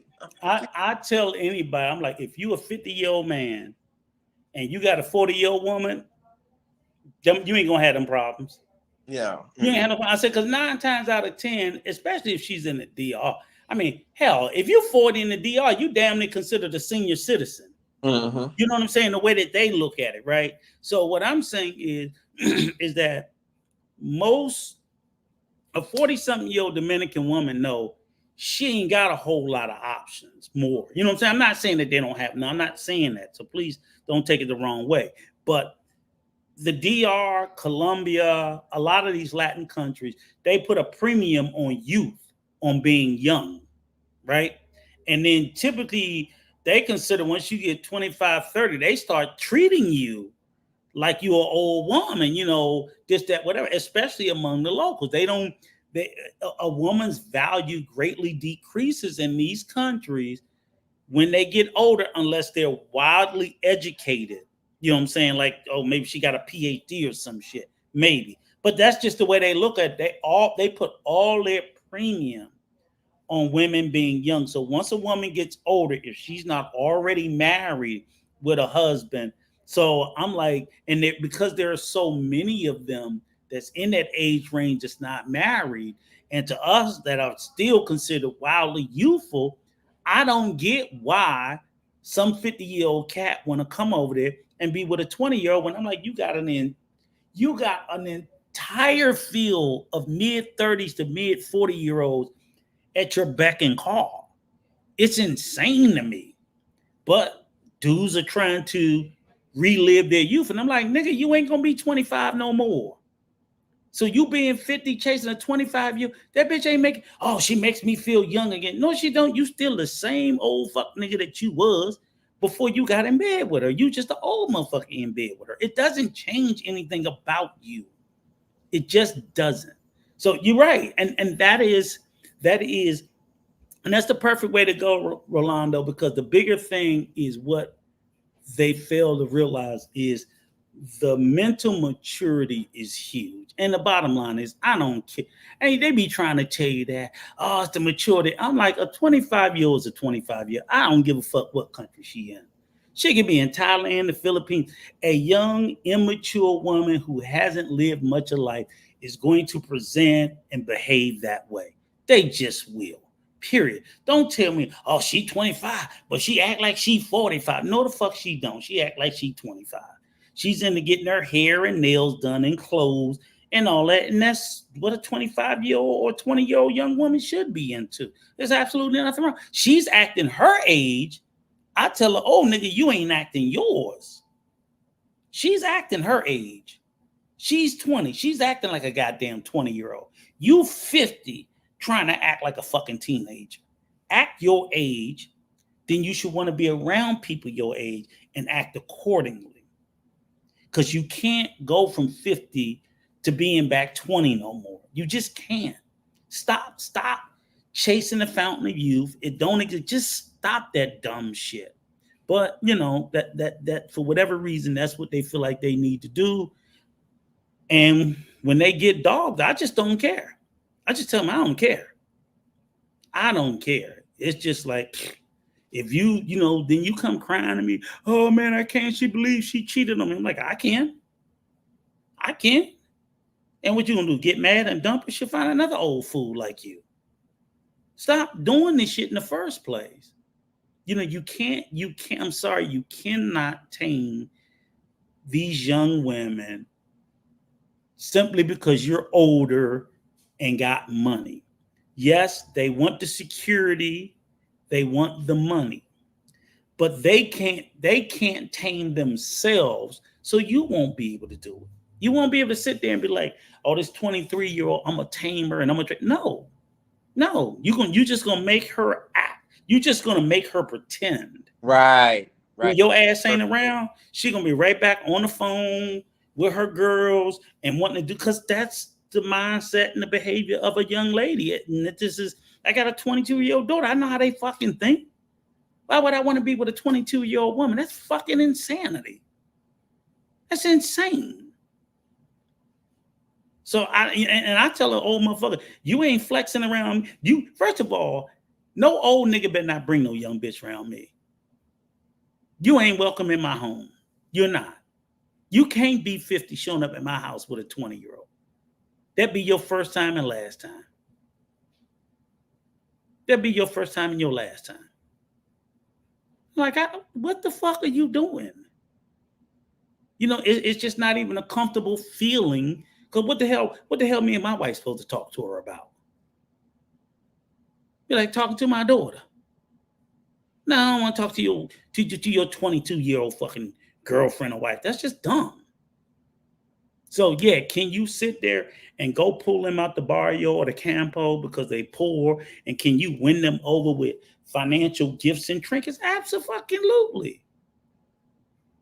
That's how I get my daughter to shut up and do shit.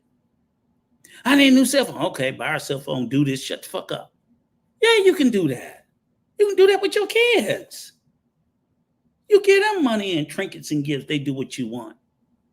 But then, just like my daughter, after she get it, she go like, fuck you, I'm gonna do what I want. You know what I'm saying? Because that's the behavior. My daughter does what she wants to appease me, to get me to do what I want. And after I do it, she goes back to her same normal, young, immature behavior. Yeah. She doesn't mature because I buy her things. Mm-hmm. You can't buy maturity. So you can't give them money and they grow up. That doesn't work that way. So that's just, we got couple more minutes of this. I just want y'all to let me say this. Can you hear me? Yeah. Mm-hmm. I know a guy that lives in the Dominican Republic. He got a girl from the Campos and he doesn't allow her to do anything. He has 100% control and he stays with her and he stays with her all the time. He tells us tell her what to do, when to do it, and how to do it. And like she can't talk to certain people. Like he has like a strict rules for her and their relationship. And I'm not saying it's right. I'm not saying it's right, Rico. I'm just telling you guys I peep game. And of course I'll never say his name, but he's like, don't shake his hand. No, put your hand down. Stay right there. Don't move. She can't even shake no guy's hand or nothing. Make eye contact. So he has property. Okay. What is it called? He has property. Okay, yeah. So and property. He's 42 and she is 21 years old. Yeah, she's property or a pet. My dog does that. My dog won't shake your hand unless I tell her. That's disgusting. Hey y'all. Hey Nikki. Hey Nikki. Yeah. So yeah. That's what that's called property. Property. That's something that you have ownership of. Property. Yeah. That's what that is. And, Push, and hey for Nikki, men who push, feel like push, they need to have that, push mute God your bless what you call it is kind of loud when you until you get ready to talk. you. Yeah. My bad. No, you good. Good. You're all right. But if you have to have, I don't want that level of control over nobody. Yeah. I don't. Not even my children. No, I Uh, don't. Don Rep, he called it slavery. Yeah, I just don't. I don't Yeah. want. I don't. And as a partner, you are useless to me if I have to have that much control. Mm-hmm. You're Yep. useless. So I mean, I don't knock it, to each his own. But if you think you're winning, I'm like, that's a fucking dependent and property or something of that nature. That's not normal. No. But That's that's the only. My point is that's the only way you can actually keep a young woman with an older man because he found the system. He found out, hey, I'm gonna go back to the 1960s where women were property and they they didn't have 1950s where they didn't have no rights and no rules and yeah, but then he really has nothing. He just right. has somebody he can fuck on. That's it. Yeah, You don't have a partner. You so don't have nobody he can talk to. You show a don't have pretty nobody that he can pour out to or they can pour out to him. He has no emotion. He just got somebody he can fuck on. That's all. well he hold a hand and walking down the mall and Sure. all that stuff. Property. Mm-hmm. Property. Yep. She don't have no say so, no nothing. Property.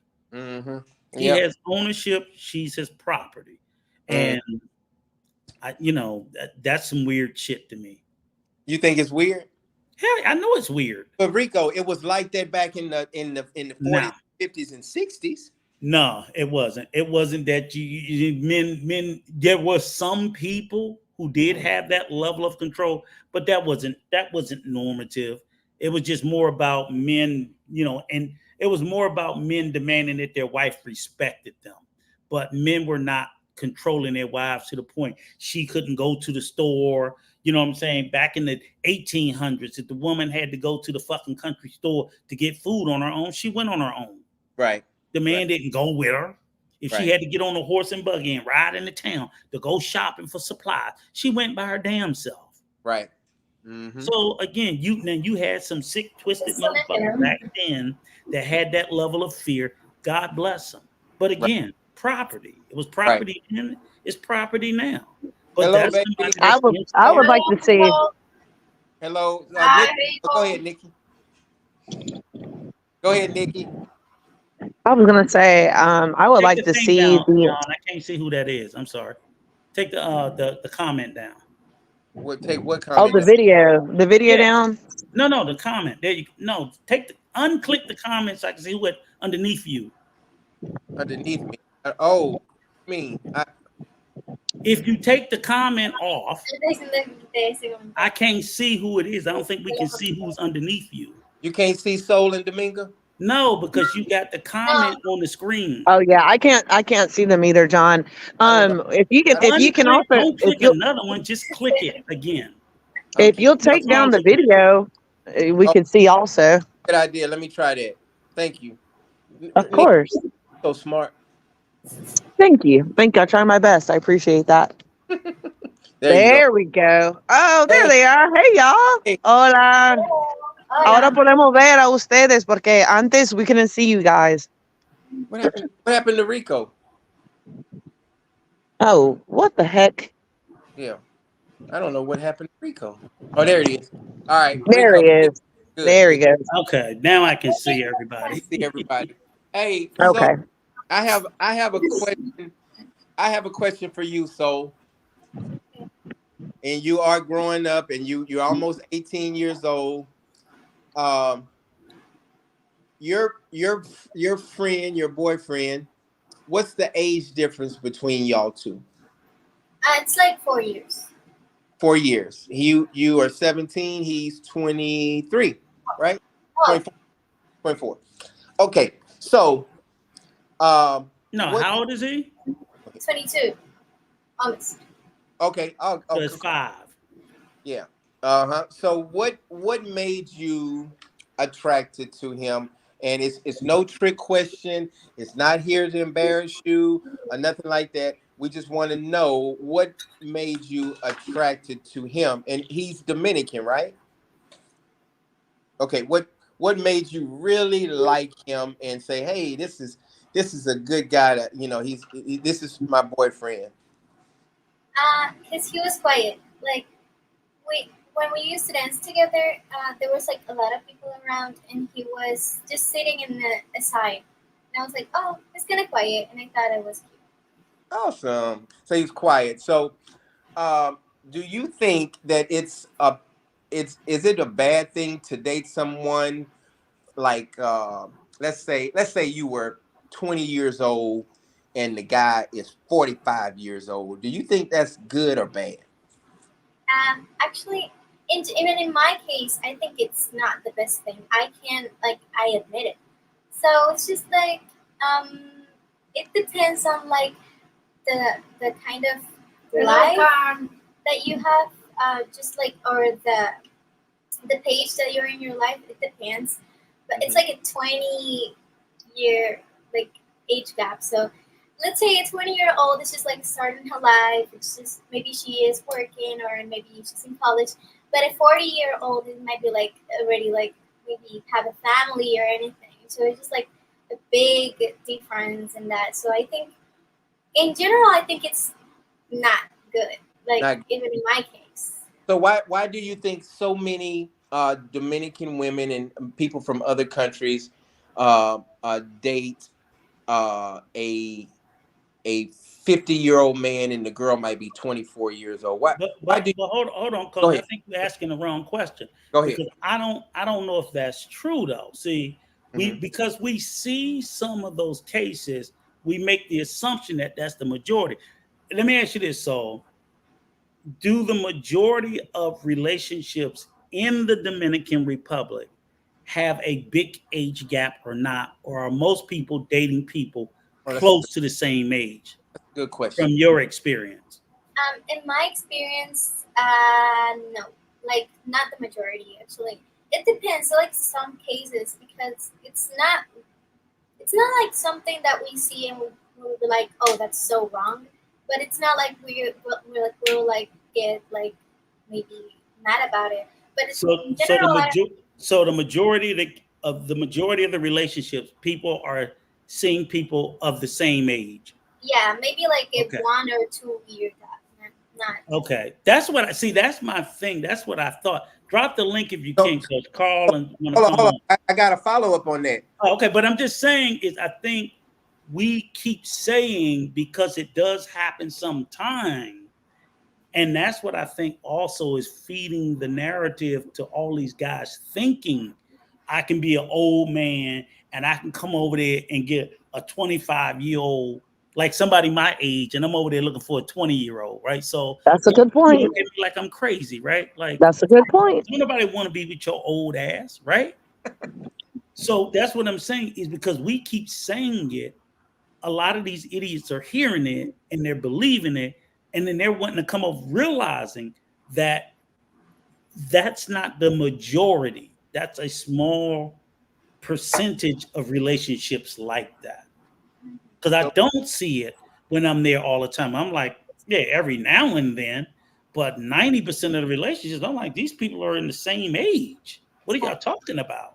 so just that's good, Rico. But just in your mind, so why do you think that a 50-year-old man thinks that they can be in a relationship with a 20-year-old girl and it work? Why do you think that? I just want to hear you're 17 years old. I want to hear what you say about that. okay. So personally, I think it's just because most of like I'm not generalizing it or anything, but I think men like to have like young women, and sometimes women do it maybe because they're wealthy and maybe that's why they're looking for.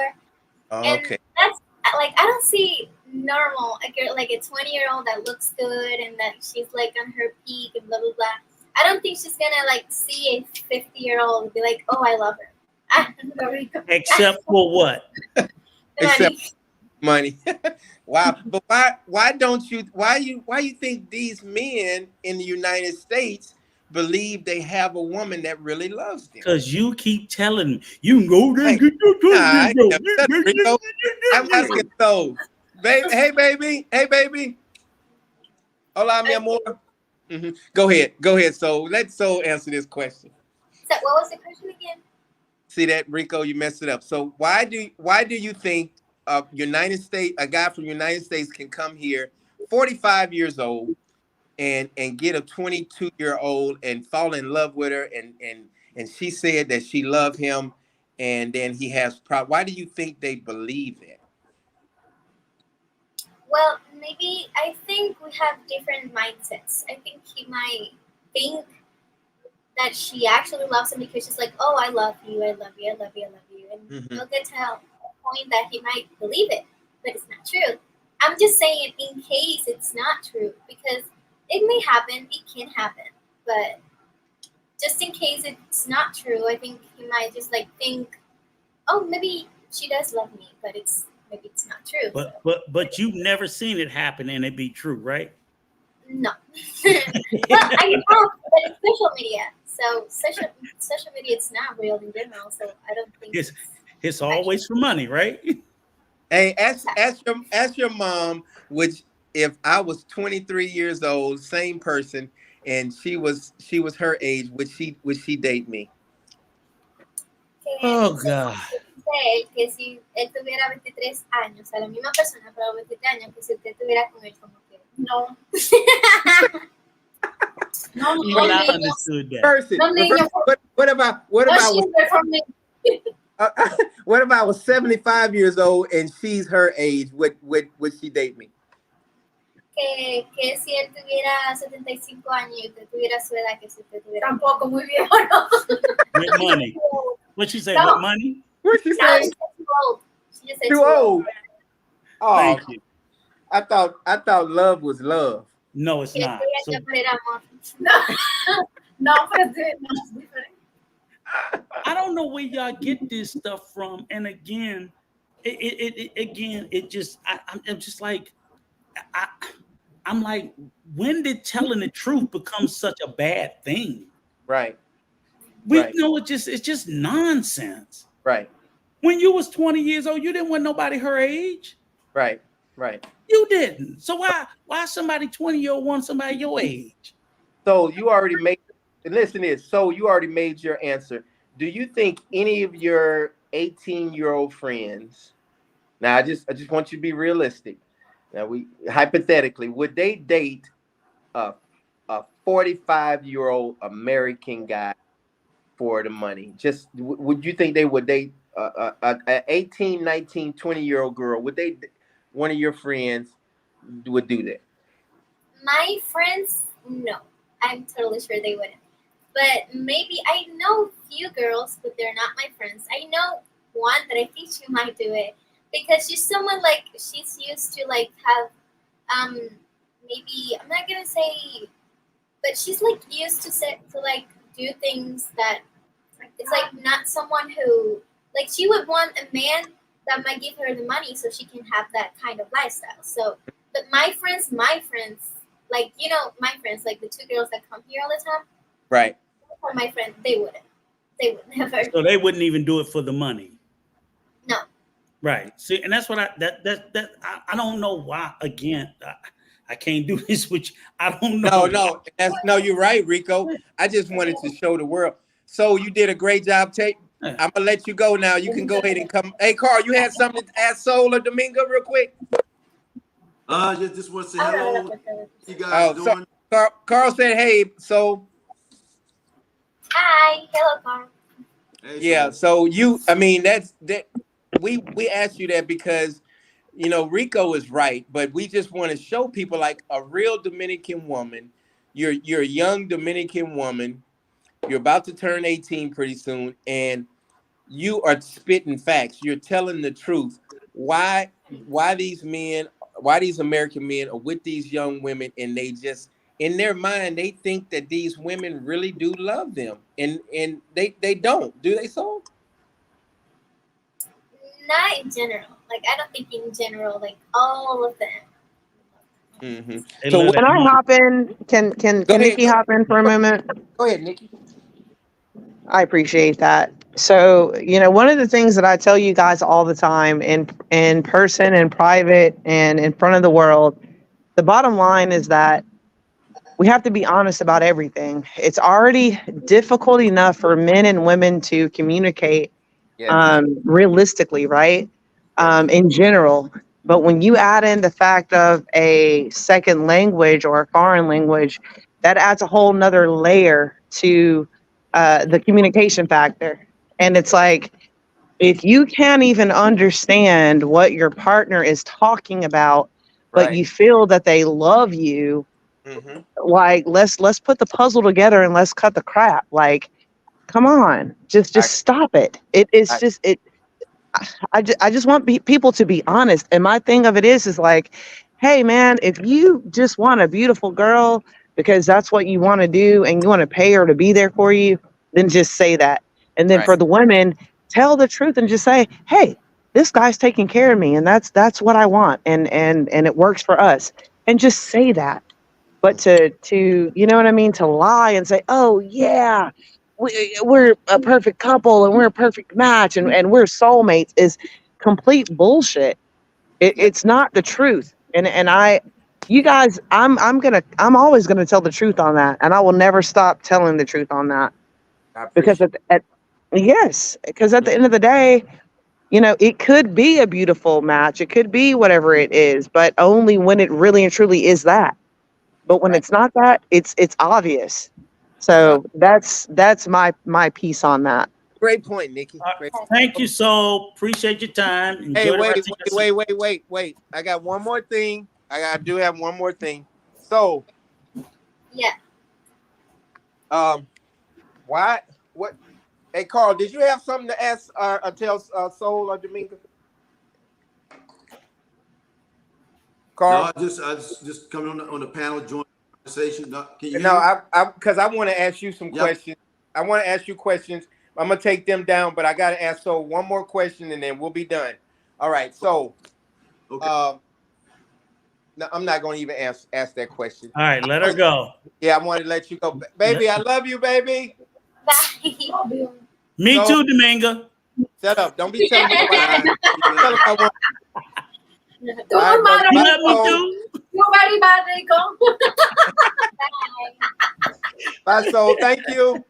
Bye. Bye. All right, let them go. Carl, I'm all right. We're gonna finish pick the up conversation. Carl, man. There you go. Give me a moment, John. Hey, Carl, I just want to say congratulations on the nuptials to you and your beautiful wife. Yes. You look good on the video. You guys look like a great, happy couple, and many blessings to you to the next 100 years of wedded bliss. Man, appreciate that. Appreciate it, brother. Thank you. Hey, that's what I wanted to talk about, man. I'm gonna tell you about Carl and his wife real quick. The first time I met them, they came over to my house. Let me tell you why I know this woman loved him. She was watching every move I made. I was pouring Carl a couple shots and I poured him some beer, and I seen she tapped on him, be like, all right, baby, she was watching it, like she really does care about this man. And then, you can see Nikki, you can see when somebody really cares about you because they watch how you spend your money. They watch John. Hold on. They watch who you hang around. They make sure that you're not in any harm's way. And I saw all of that in Carl's wife. And let me ask you this. Hold on. Carl, how old are you, young brother? I'm 56. Okay. If she was 26, you think she would have tapped? She wouldn't have said nothing. More than no, I don't think. If she was 22, 23, his ass could have been rolled in the gutter drunk. She wouldn't have said nothing. You know what I'm saying? That's what you get out of a more mature woman. Because you get protection. That's a good point. That young girl ain't gonna do that. She's just gonna let you do whatever the fuck you want. And I know for a fact, that's why I love my wife, because she protects me from me. Right. And that's what I say all the time. You want a partner. That's why when you was telling the story about the dude with a girl came sitting, I said, she's property. She's no good to me.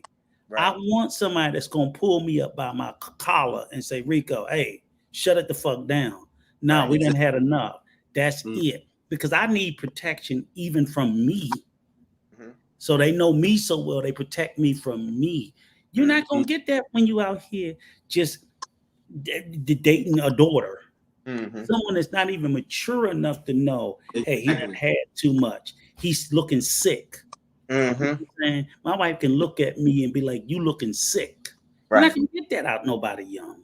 Those are the things that, like you said, at your age and my age, it's like, you don't need no damn, it's crazy for you to be over there chasing some 25-year-old girl. And you 56. That's insane. You out of your mind. Never my age. Never my age. I want somebody more mature, who had their head on right. I ain't got no time to mess with no kids. Nobody my daughter's age. I got a 26-year-old daughter. Exactly. What do I have to do with a 26-year-old? Like, but really? dudes is over there doing that, and then they want to know why it turns out so badly. Right. I'm like, it was so what I'm saying is just your selection in mate, getting someone within your generation or your age demographic, that greatly increases your chance of success. Getting someone 30, 40 years younger greatly increases your opportunity for failure, because it's you already, here's the thing is, you always sit and say, look, we already have language and cultural differences that we need to overcome, right? So we need to work on she got to learn my culture and my language. I got to learn her culture and her language. That's enough. Why add a third thing on top of it, like fucking age? Because you know what the problem is. If you dated a 20-something-year-old girl here in the States, it's the same fucking headache. Exactly. Like, I could date a 20-year-old girl, African American in the state, it's gonna be the same motherfucking headache. Because like, oh, y'all got the same culture, y'all got the same language, but the age gap is so big. That's a huge fucking problem. That might as well be another language. Because I don't know what the fuck she's talking about, because her mind is thinking at a level that you don't think anymore. That's right, ain't on the same level. Absolutely. So when guys go out there and pick that, I'm like, you already got a culture hurdle, you already got a language hurdle, and you decide to add another fucking hurdle. Yeah, you want to know why I failed. Yeah, she had a good point about that. Yeah, the language or whatever. But man, Carl, it's not that many. Do you know any guys that's married or dating somebody in a different country? No. I mean, personally, I don't know. Okay. All right, cool. Yeah, so it's just and how many times did it take before you found, your your girl? It took but one time. I was introduced through a friend of mine's, and that's how we connected. Just one time, and we're going on 5 years now. So September 19th will be 5 years that we've been in our relationship. I mean, we finally started with marriage last week, of course. But let me ask you, did you date anybody on the island before her? No. Oh, okay. So all right. Because I was going to ask you, how did that? She was the only one. I took my time. We talked, we vetted. When I was telling John before, like I said, our communication was morning, noon, and night every single day. Now, day passed, unless of course the power was down or there was a storm. I couldn't contact her. But as soon as that power came back, as soon as that storm was over with, she immediately contacts me because she knows how we roll. We have that connection. We don't play that. We never took none of that for granted. Communication is key to me. So you don't think you could have got that with a little 21-year-old? Heck no. You wonder where the hell you at? What you doing? You got to worry about that. Yeah, that's true. 20 you ain't gonna get you nowhere. But no, man. I took my time. Because that belief, like I tell him, is I'm like, I don't know a 21-year-old girl or man in any country in the world that's ready to be tamed. When I was 21 years old, you couldn't keep me in a cage. Right. You couldn't cage me. I don't give a damn. You'd be like, yeah, baby, I love you. Soon as she turned her goddamn back, I'm gone. Hey, Cause now, I'm like, you young. Mhm. and Meant what when you young, you meant to run wild. and going And that's what I did. So no, Rico, you're right. But mhm. going to these YouTubers, a lot of them, I hear it out of their mouth. Kind of getting back on the topic, they be saying, "Man, you can get a young woman over here, and you gonna be so happy, and she gonna listen to you, and she not gonna be acting like a man in the house, and you can get a, but you don't see it. You don't see it. No, that's what I told you. I said it's not you see basically all you see whenever you see a much older person with a Mhm. younger person, I'm like, that's transactional, that's for that night. After the next morning, when they get up and go their separate ways, she can give a fuck Yep. about him, whatever. And Yep. I'm like, that is just like, but as far as like even relationships, very few young girls want to be tied. I don't even care how good you look. Right. It's like because you got to realize your mentality as a 50-something-year-old man, you ain't Mhm. you ain't trying to be in the club. See, they want to hear that motherfucking dembo and reggaeton on a million 24 hours a night. And it's like I'm not trying to sit in the club and listen to that boom, boom, boom, boom, boom, boom, all fucking night. That's Right. what they want to do because that's their age. That makes sense for them. So they need a Mhm. young boy. I'm like, you need a young boy that can do that shit. I can't do that shit no more. I Mm-hmm. don't have that energy. So that's what all of that is. Mm-hmm. That's all that language in that space. 100%. Brother 100%.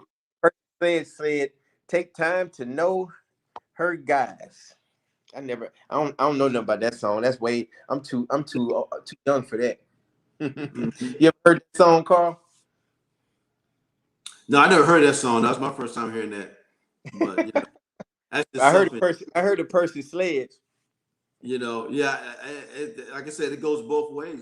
Both guys and girls take the time to know the person, That's know right. them well, vet them. That's on the only way you're gonna get understanding of them. Just don't be Yeah, rushing anything. Take your time with it. yeah. I just really love how our channel is all about speaking the truth. That's why I like Rico, you know, Yeah. uh, and talking about the how, man, all these drama channels, Carl, they all about drama, drama, drama. Somebody Yeah. got body slammed.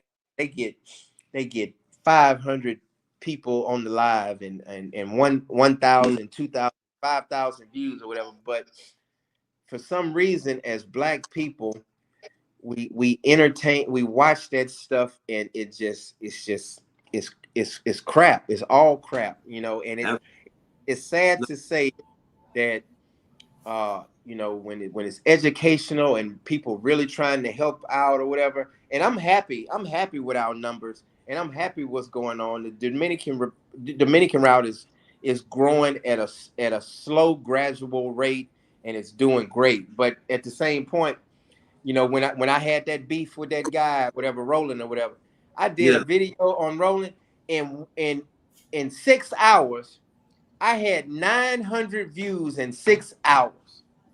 But And Wow. let me ask you a question, That's Carl. I'm sure you heard yeah. about all the nonsense in the travel space, right? mhm, Yeah. Hmm. Tell me what you think about it. So you know about Thailand, right? Hmm. Yep. go. You know about Brazil. Brazil, You know Thailand, about Colombia. Colombia. Mhm. Yeah. So tell me what your thoughts, because I've said my thoughts, my opinion on how I think about it. I just like to know what you think about My thoughts on it: if these men are going out there and they're getting these young girls, for one, I'm not for that. I mean, if you out there trying to find a quality woman and say you couldn't find them here in the States, okay, you're fine. You want to go out to Colombia, Thailand, or somewhere, that's great. The Dominican Republic, great. You can find them. They are there. But my thing is that most of the content they put out, when they showing these women, showing their asses and tits and all this Mhm. kind of stuff, just prostituting. It's just like, you're just showing, oh, look what I got that night. Ooh, I had this, come on, guys, you can get this and get that here too. It's your turn, like really, I'm not for that. My thing and me searching and outside the states it. looking for what's find someone of a stature of quality. I'm not out here looking for no fun and games. I'm 56 years old, man. I ain't got time for that, man. I'm like, how do you think that makes us look? How do you think that makes us look as black men? Because like I said and said, I'm not sure you heard in the beginning, like I said and said, the thing that stood out to me was I'm like, I watched 3 black men in 3 different countries, and in all 3 incidents, there was an interaction with the police. So I saw 3 black men show their black ass in 3 different countries, and the police had to get involved. And then we talk about our image and how people look at us. Yeah. And then people want to discount like as if that doesn't matter. I'm like, no, motherfucker, this is exactly what matters. This is why our image is what it is. So this is what our image looks like in America on 100. Now that ain't good enough. We said, hold my beer. I'm gonna go show my ass in other countries. So I'm like, I take that back. And I said I was gonna say this. Let me be crystal clear. In all the decades I've been traveling overseas, I've had several interactions with the police. They were all for one thing. Speeding. Right. Pulled over and I paid a bribe and keep on going. But all this fighting shit and all that, never. Matter of fact, you can't even be in my motherfucking circle if I'm somewhere. And because even after the shit is over, I'm done fucking with you. I'll be like, oh, nah, I can't fuck with you because we don't roll like that. Right. We don't roll like that. You know, we here, we trying to do what we trying to do. We trying to have our fun. We trying to show our ass. But I'm not out here for this shit. So all this, I'm like, no, because there's no reason or excuse why as black men, we can't go out the country and not fucking have a good time without the police getting involved. I agree. If it is, then that's something about you. There's no fucking excuse. So again, I don't accept it. You know, that's how I roll. I don't give a fuck what nobody think or how they feel like it. But I'm like, I'm big on personal responsibility. I have to be personally responsible. I mean, you know, I'm not talking about somebody trying to rob you, but because you can't handle your liquor or some shit like that, or you beefing with some fucking hooker, man, that's crazy. I'm like, that's not what we're supposed to be doing. You ain't supposed to be fighting unless somebody threatening your life. You're not supposed to be doing this shit. So, and I think that, I don't care. That's my fucking opinion. Anybody else, and I'm going to have my fucking opinion, and I don't give a fuck who like it or who don't. But I'm just like, this is a reflection on all of us. Hey, what happened? Yes. He said the flip-flop Brazil thing was a disgrace. What was that about? He got some sort of dust up in the building he was in, and the police and guns was pulled and all kinds of shit. You can watch Razor Rays. He had did a couple of videos on it, but he took them down. I saw him, but then he went on Razor Rays and did an interview about it. Kind of, you know, you believe what you want to believe. All I look at is what they tell me, and I'm like, the police got involved, and I just don't think for any of us as black men, we need to be in any of these countries out here, getting into disputes with the police in these countries. We just don't. Here's my question. You've been in the DR how many years, John? 10 years. How long? Who, me? Yeah. Oh, 5 years. You had any run-ins with the police? A ticket, and I paid them off. So it ain't that hard, right? It ain't that hard. It ain't that hard. That's all I'm fucking sitting there saying. This nigga can't tell me, oh man, you just motherfucker. I don't have run-ins with the police back home. Right. So why the fuck I'm having see? So when you telling me you having run-ins with police, I'm like, okay, you just a problematic individual. I ain't beefing with the police here in the States. I damn sight not gonna be beefing with them in the DR or any fucking where else, because there's no reason for it. There's no reason for my behavior to be in any way that the police need to be called about me or anybody I'm fucking with. Now I don't care about the rest of those motherfuckers. That's not my business.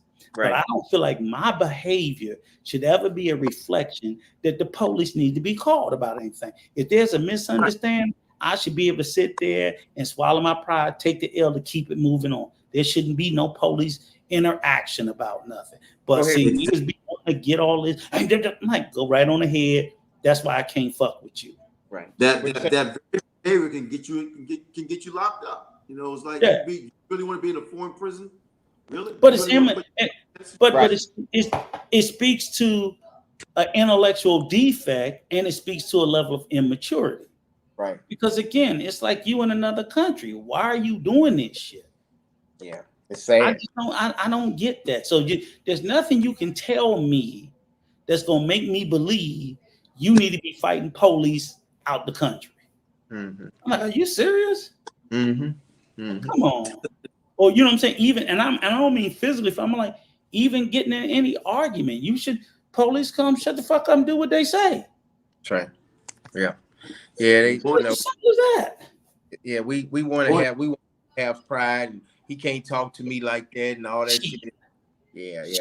But then you get mad when people stereotype you when they sit there and say, that's why we don't want niggas in our country. Mm-hmm. See what I'm saying? Because again, we had that. You already had the anti-blackness attitude in these places before you go. Then you go and you add on that ugly American arrogance on top of it. I'm like, bro, you just can't be doing that. And if you feel like, oh, it ain't fair, then don't go. I get that. Right. I get that. So I'm like, again, I don't fight with the police in my own country. I'm not going to get into it with the police in another country that I'm not a citizen of. Yeah. What other beef? What other issues? Is there anything going on in Thailand with the? Yeah, that motherfucker Tom Young Lachum body slam zoomed to scooters into them fucking scooters. So what ended up happening with that situation? Huh? What happened with that situation? Tom Young fucked his ass up. He ran in that barbershop hiding. He picked his ass up in the air and body slammed his ass on them scooters because Zoom come running out the barbershop and attacked Tom. But what did it have to do with? What type of beef do they have? Tom was trolling them because Zoom over there lying, selling them passport dreams, telling niggas they can come over there and get a wife when they all over their fucking whores. They're all over their fucking Thai whores. To include Zoom's old lady L was an old massage parlor fucking whore, right? So he got one. The dude Travelversity, his was a porn star. I seen the video of them white boys slutting her out. Then you got the nigga, your boy Chocolate Man with Far, that bitch that looked like a meth head crack. She looked like a trailer park meth head. I'm not lying. She out of the fucking brothel too. So all of them come out of the brothel. Exactly. Am I making it up? You're not making it up. You're right. And all them sit there and are telling these young men, Zoom to Thailand and get you a wife. I'm like, nigga, ain't none of y'all got one. So, but here's what's crazy. This is the worst part about it. Zoom charge a motherfucker $350 for a 90-minute consultation. Wow. You see what I'm saying? Like, what the fuck you gonna tell me but where to go get some whores at? And you won't tell me. You don't need a consultation to go to the prostitute. To go fuck some whores. But you charging a nigga $120, $115, $120 an hour.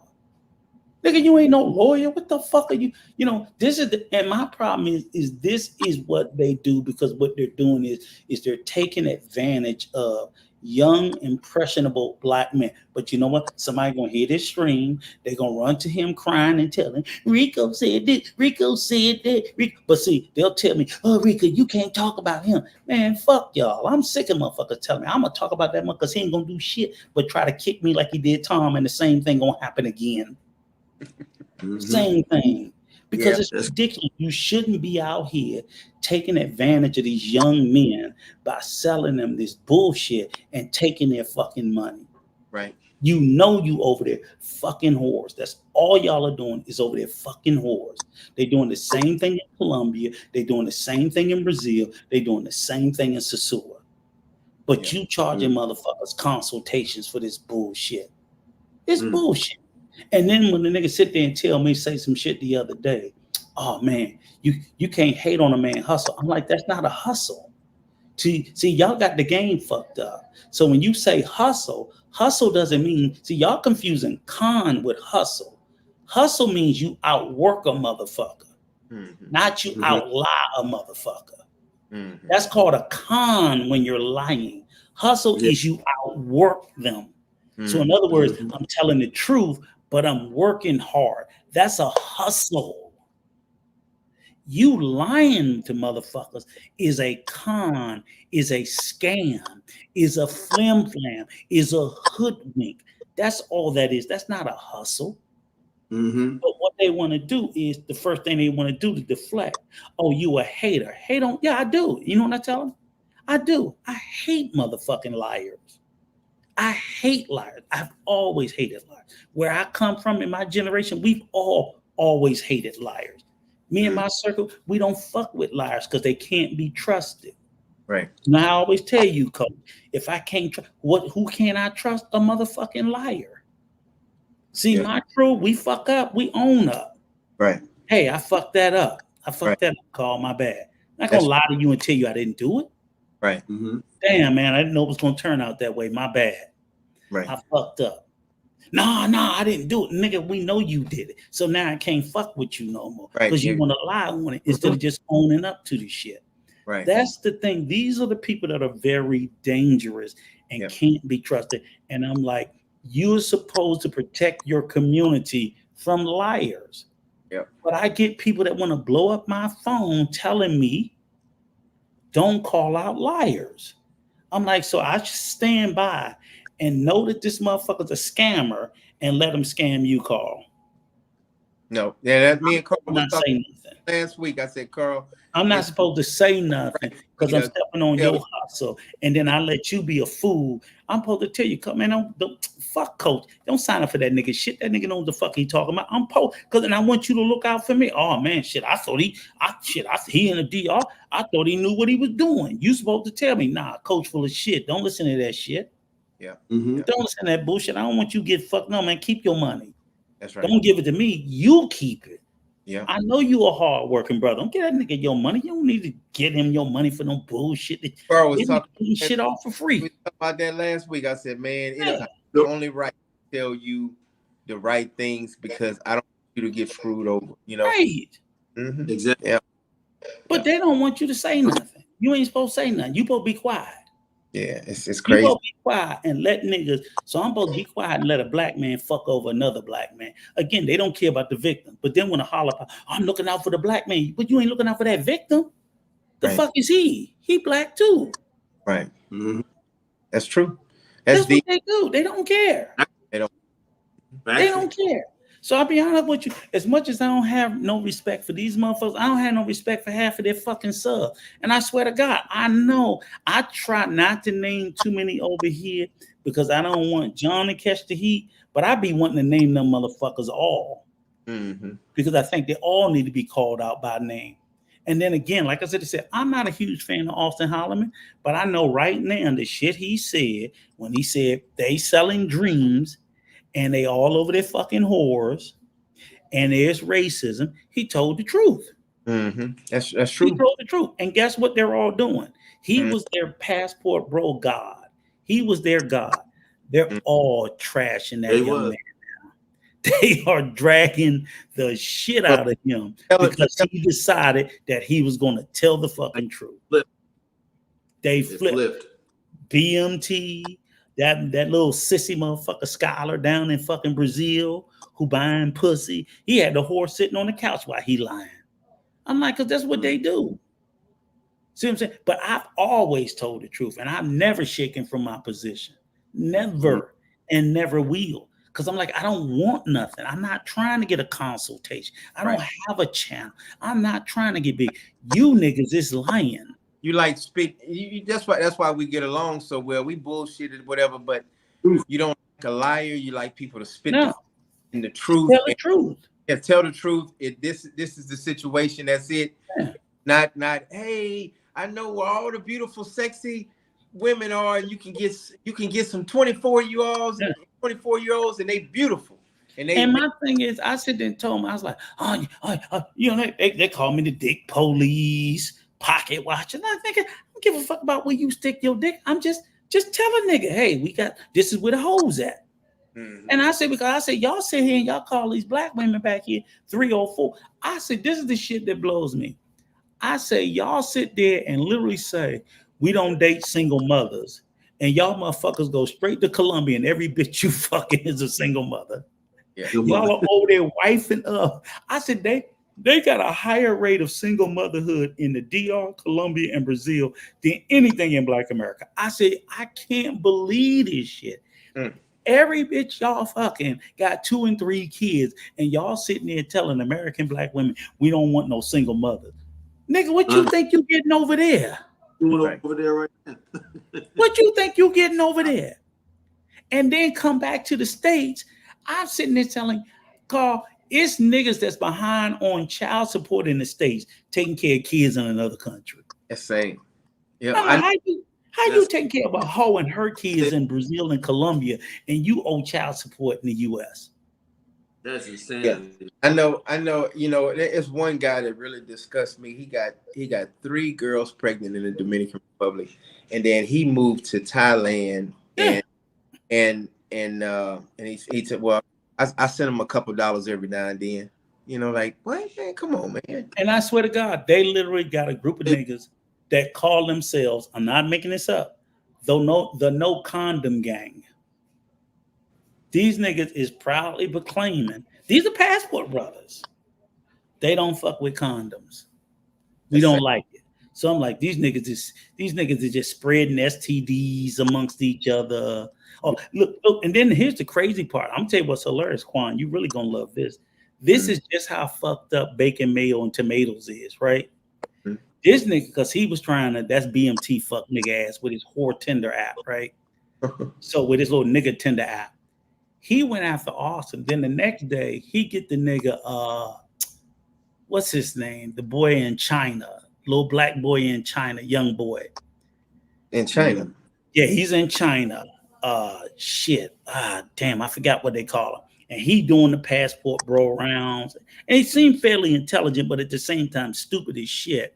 Because I was like, this nigga sit up on a goddamn live and talk about he eat pros pussy. That's sad. I'm like, what? The nigga say, what? He said, yeah, I eat it like I ain't had lunch. I said, this nigga is eating the pussy of whores. Gosh. That's nasty. No, she's a whore. So all kinds of dick been in there, and you go down there and put your mouth on it. So I know if you put your mouth on it, I know you ain't wearing no condom, boy. That's sad. You gonna tell me you gonna eat the pussy and then put a condom on? Nah, nigga. No. Yeah. What is his fucking name? I'm gonna tell you that I'm gonna get the clip. And I was like, he's proudly professing that I was like, did this nigga sit there and you know, I was like, did this nigga say he just ate whore's pussy? I mean, yeah, he does. He got a lot of subscribers. No, it wasn't Marty McFly. Marty McFly is in Brazil. It's the hang on, I'll tell you the Negro's name.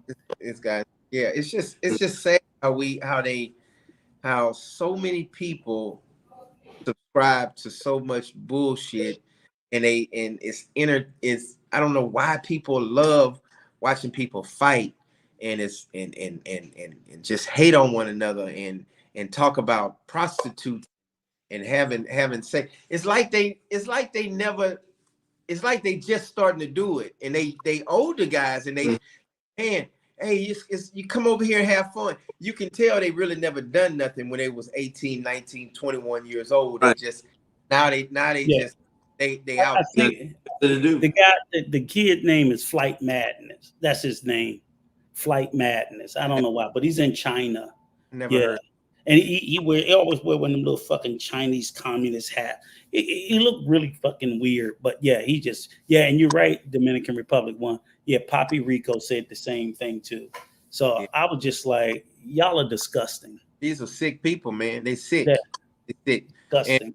And we need more people like James and the Dominican route to really just talk about the positive, good things, and talk about not anybody. Why do you just want to talk about prostitutes and having sex all the time, and instead of talking about the culture of the Dominican Republic and uplifting? And I see why in this black people, I see why they don't like us when we come around.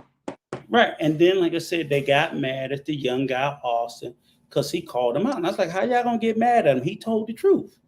Austin told the truth. I said, now here's the crazy thing about it was, I said, it took him a while to grow into that truth. Because in the beginning, when I was trying to tell him, I'm like, Austin, you know they lying to you. They know they doing this. They know that. He didn't want to hear it. So I said, unfortunately, he had to grow into that experience. And I said, and now he's telling y'all that he went through the experience and he realized all the lies that y'all told. And he's telling y'all that y'all lied about it. Now y'all saying he's making it up. But see, when he was saying the shit y'all wanted him to say, he wasn't making that up. But when he tells the truth, I said, he's not making it up. He's telling the truth. And y'all just don't like the truth that he's telling. And now they call him all kinds of stuff. They got BMT got another live keyed up for him tomorrow already. Yeah. He can't, because the bottom line is he's losing, because Austin got 100,000 subs. Austin going a lot. Austin have 600 in the deck. He had 500-600 in the chat. BMT don't get them numbers. So what they're trying to do is they're trying to eat off him. They're trying to like Austin. Right. It's not gonna work because Austin has a solid rabid fan base that they're not gonna leave him for them. He's telling his fan base this shit. Like, hey, you gonna believe me or you gonna believe them that's shitting on me? And it's not gonna work. Before we go, Rico, what should we do to get the right things out? What can we do? To just keep on spitting facts, or what should we do? That's all you can do. I don't think you can. I mean, these clowns, most of these clowns, and here's the deal. Like I said, being shit now, I'm going now 4 years into this space since the pandemic when I first came into it. And I started over there in the manosphere space. And then I caught on to Peso Man. And it was really funny because Peso Man initially was going after Kevin Samuels because we found a lot of questionable shit he said before his pass. And at that time, we didn't know the man was going to pass. And like I tell everybody, shit, I didn't kill him. So what the fuck you want me to do? People die every day. What the hell you want me to do? But the whole point was, and again, like we always said, we didn't attack him. We attacked some of his message because he did have a lot of problematic messaging. But shortly thereafter, it didn't take long for us to pivot to the Passport Bros because Passport Bros were taking some of the manosphere. They were red pill. So you ever hear this thing? Basically, in the manosphere, you had guys that are called red pill, and these motherfuckers they're like damn near borderline incels. They like hate women. They want to be into that supremacy shit over women type shit. These bitches, and then they really hate black women. So they hate women and they really hate black women. So what happens is a lot of them, eventually the manosphere realized, okay, these motherfuckers done got too rabid and too out of control. So they started smacking them around. So a lot of them ended up creating the Passport Bro. So you had the Passport Bro movement was small, but then they latched on to it. So that's how the numbers grew because the Passport Bros started telling them, fuck them black bitches in America. Come over here. They're more submissive. They're more they listen to them. Sit over in the manosphere, cry about women weren't submissive. And they said, oh, I know where our suckers are. You know what I'm saying? And they started rubbing their hands because it was a easy audience. We can tell them, you right, them black bitches ain't shit. Come over here to DR. And because what are you doing? You're sending them the whores. The whores are going to play the role because they want the money. They got all this money. They'll super chat. They'll subscribe. They'll do all this. All of a sudden, I got this huge fan base. And the whores are getting paid and I'm getting paid. And that's how it all came about. And good luck now.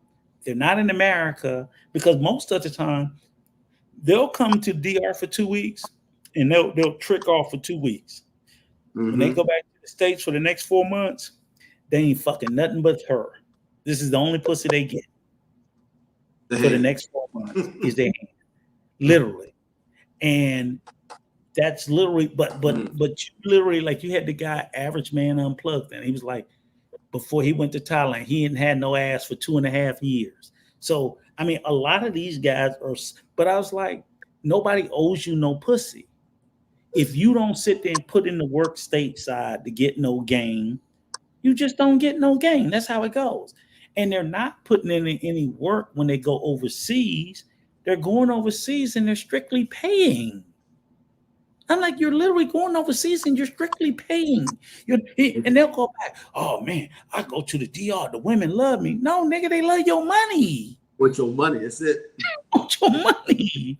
But they convinced themselves that even though I'm paying, I'm giving her the money, but she loved me for me. Don't give her that money and let's see how much she loves you.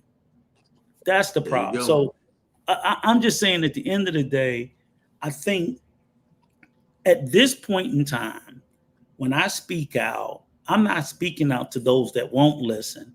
I'm speaking out to those that will. Because there are some young men out there, I think, that's maybe on the fence, that if they hear my voice, that we can save them. And I can just sit there and tell them, look, son, I understand it may be tough dating in the States, but don't, women are women. I don't care where you go. So, and you know that, like, hey, the ones here are a pain in the ass. The ones over there can be a pain in the ass. Like you said before, like with your lovely Dominga. Hey, there are days where it's not no, oh, she's Dominican, there's gonna be zero problem. Like, no, but she's still a woman. And you foolish. And I try to tell those guys, don't think because, yes, I'm go find what you love, but don't think that she's still a woman. And it took me, it took me what, three tries. Go ahead, Carl. Yeah, you're gonna have tribulation in the flesh no matter where you go out when you're married. So that's all I'm saying. That's all I'm saying. That's it. So don't kid yourself. So that all I'm saying is don't lie. Don't let these guys lie to you and tell you that these women over here are magical. Right. Bullshit. No, they're not. I like this what Classic Jeff said. Lies run sprints, the truth run marathons. Keep telling the truth. I like that. Right. You just got, brother. Thank you. And that's it. Yep. Hey man, we're gonna go ahead and take it on down from here. Yeah. I'm gonna see y'all next Sunday, and I don't know when my surgery is gonna be, but I'm gonna be here until I have my surgery. Carl, man, congratulations, like Rico said, on your marriage, man. I'm so happy for you, brother. And man, Rico, great job, man. And I'll see y'all next Sunday. Y'all got anything before we close? Go ahead. No, I'm just glad that we had a chance for me to come up, let the family know your black ass is still alive and with us, stinking. You know what I'm saying? Because that's the big thing. We don't want nobody thinking like, of course, everybody know that you've had your health issues, so they've seen your face. And he may be back next Sunday, he may not. Right. But we'll try to do a show again next Sunday just to let y'all know that he's still alive. So he's not making any promises. We'll say he might be. Manuel might be up on Sunday, so it might be you, Carl, and Manuel. Right. I'm just saying, nonetheless. Yeah. He's got to get his stuff done. So he may be here, he may not be here. It doesn't mean anything. So if you don't see him, he ain't dead. He just down, or he just, even if you don't have your surgery, you just may not be feeling well. So until he get his problems resolved, exactly. So don't be making him no promises. But we'll promise to do a show every Sunday, even if it's just an hour, just to keep the family together. Thank y'all so much, because I think it was a good conversation to have, because again, it's about the space. That's it. It's all about the space. Shout out to all my Dominican Route family. Hey, I will see y'all maybe next Sunday, and thank y'all so much for supporting the channel. Rico, Carl, see y'all later, brother. All right, brother. Peace, y'all. Peace out.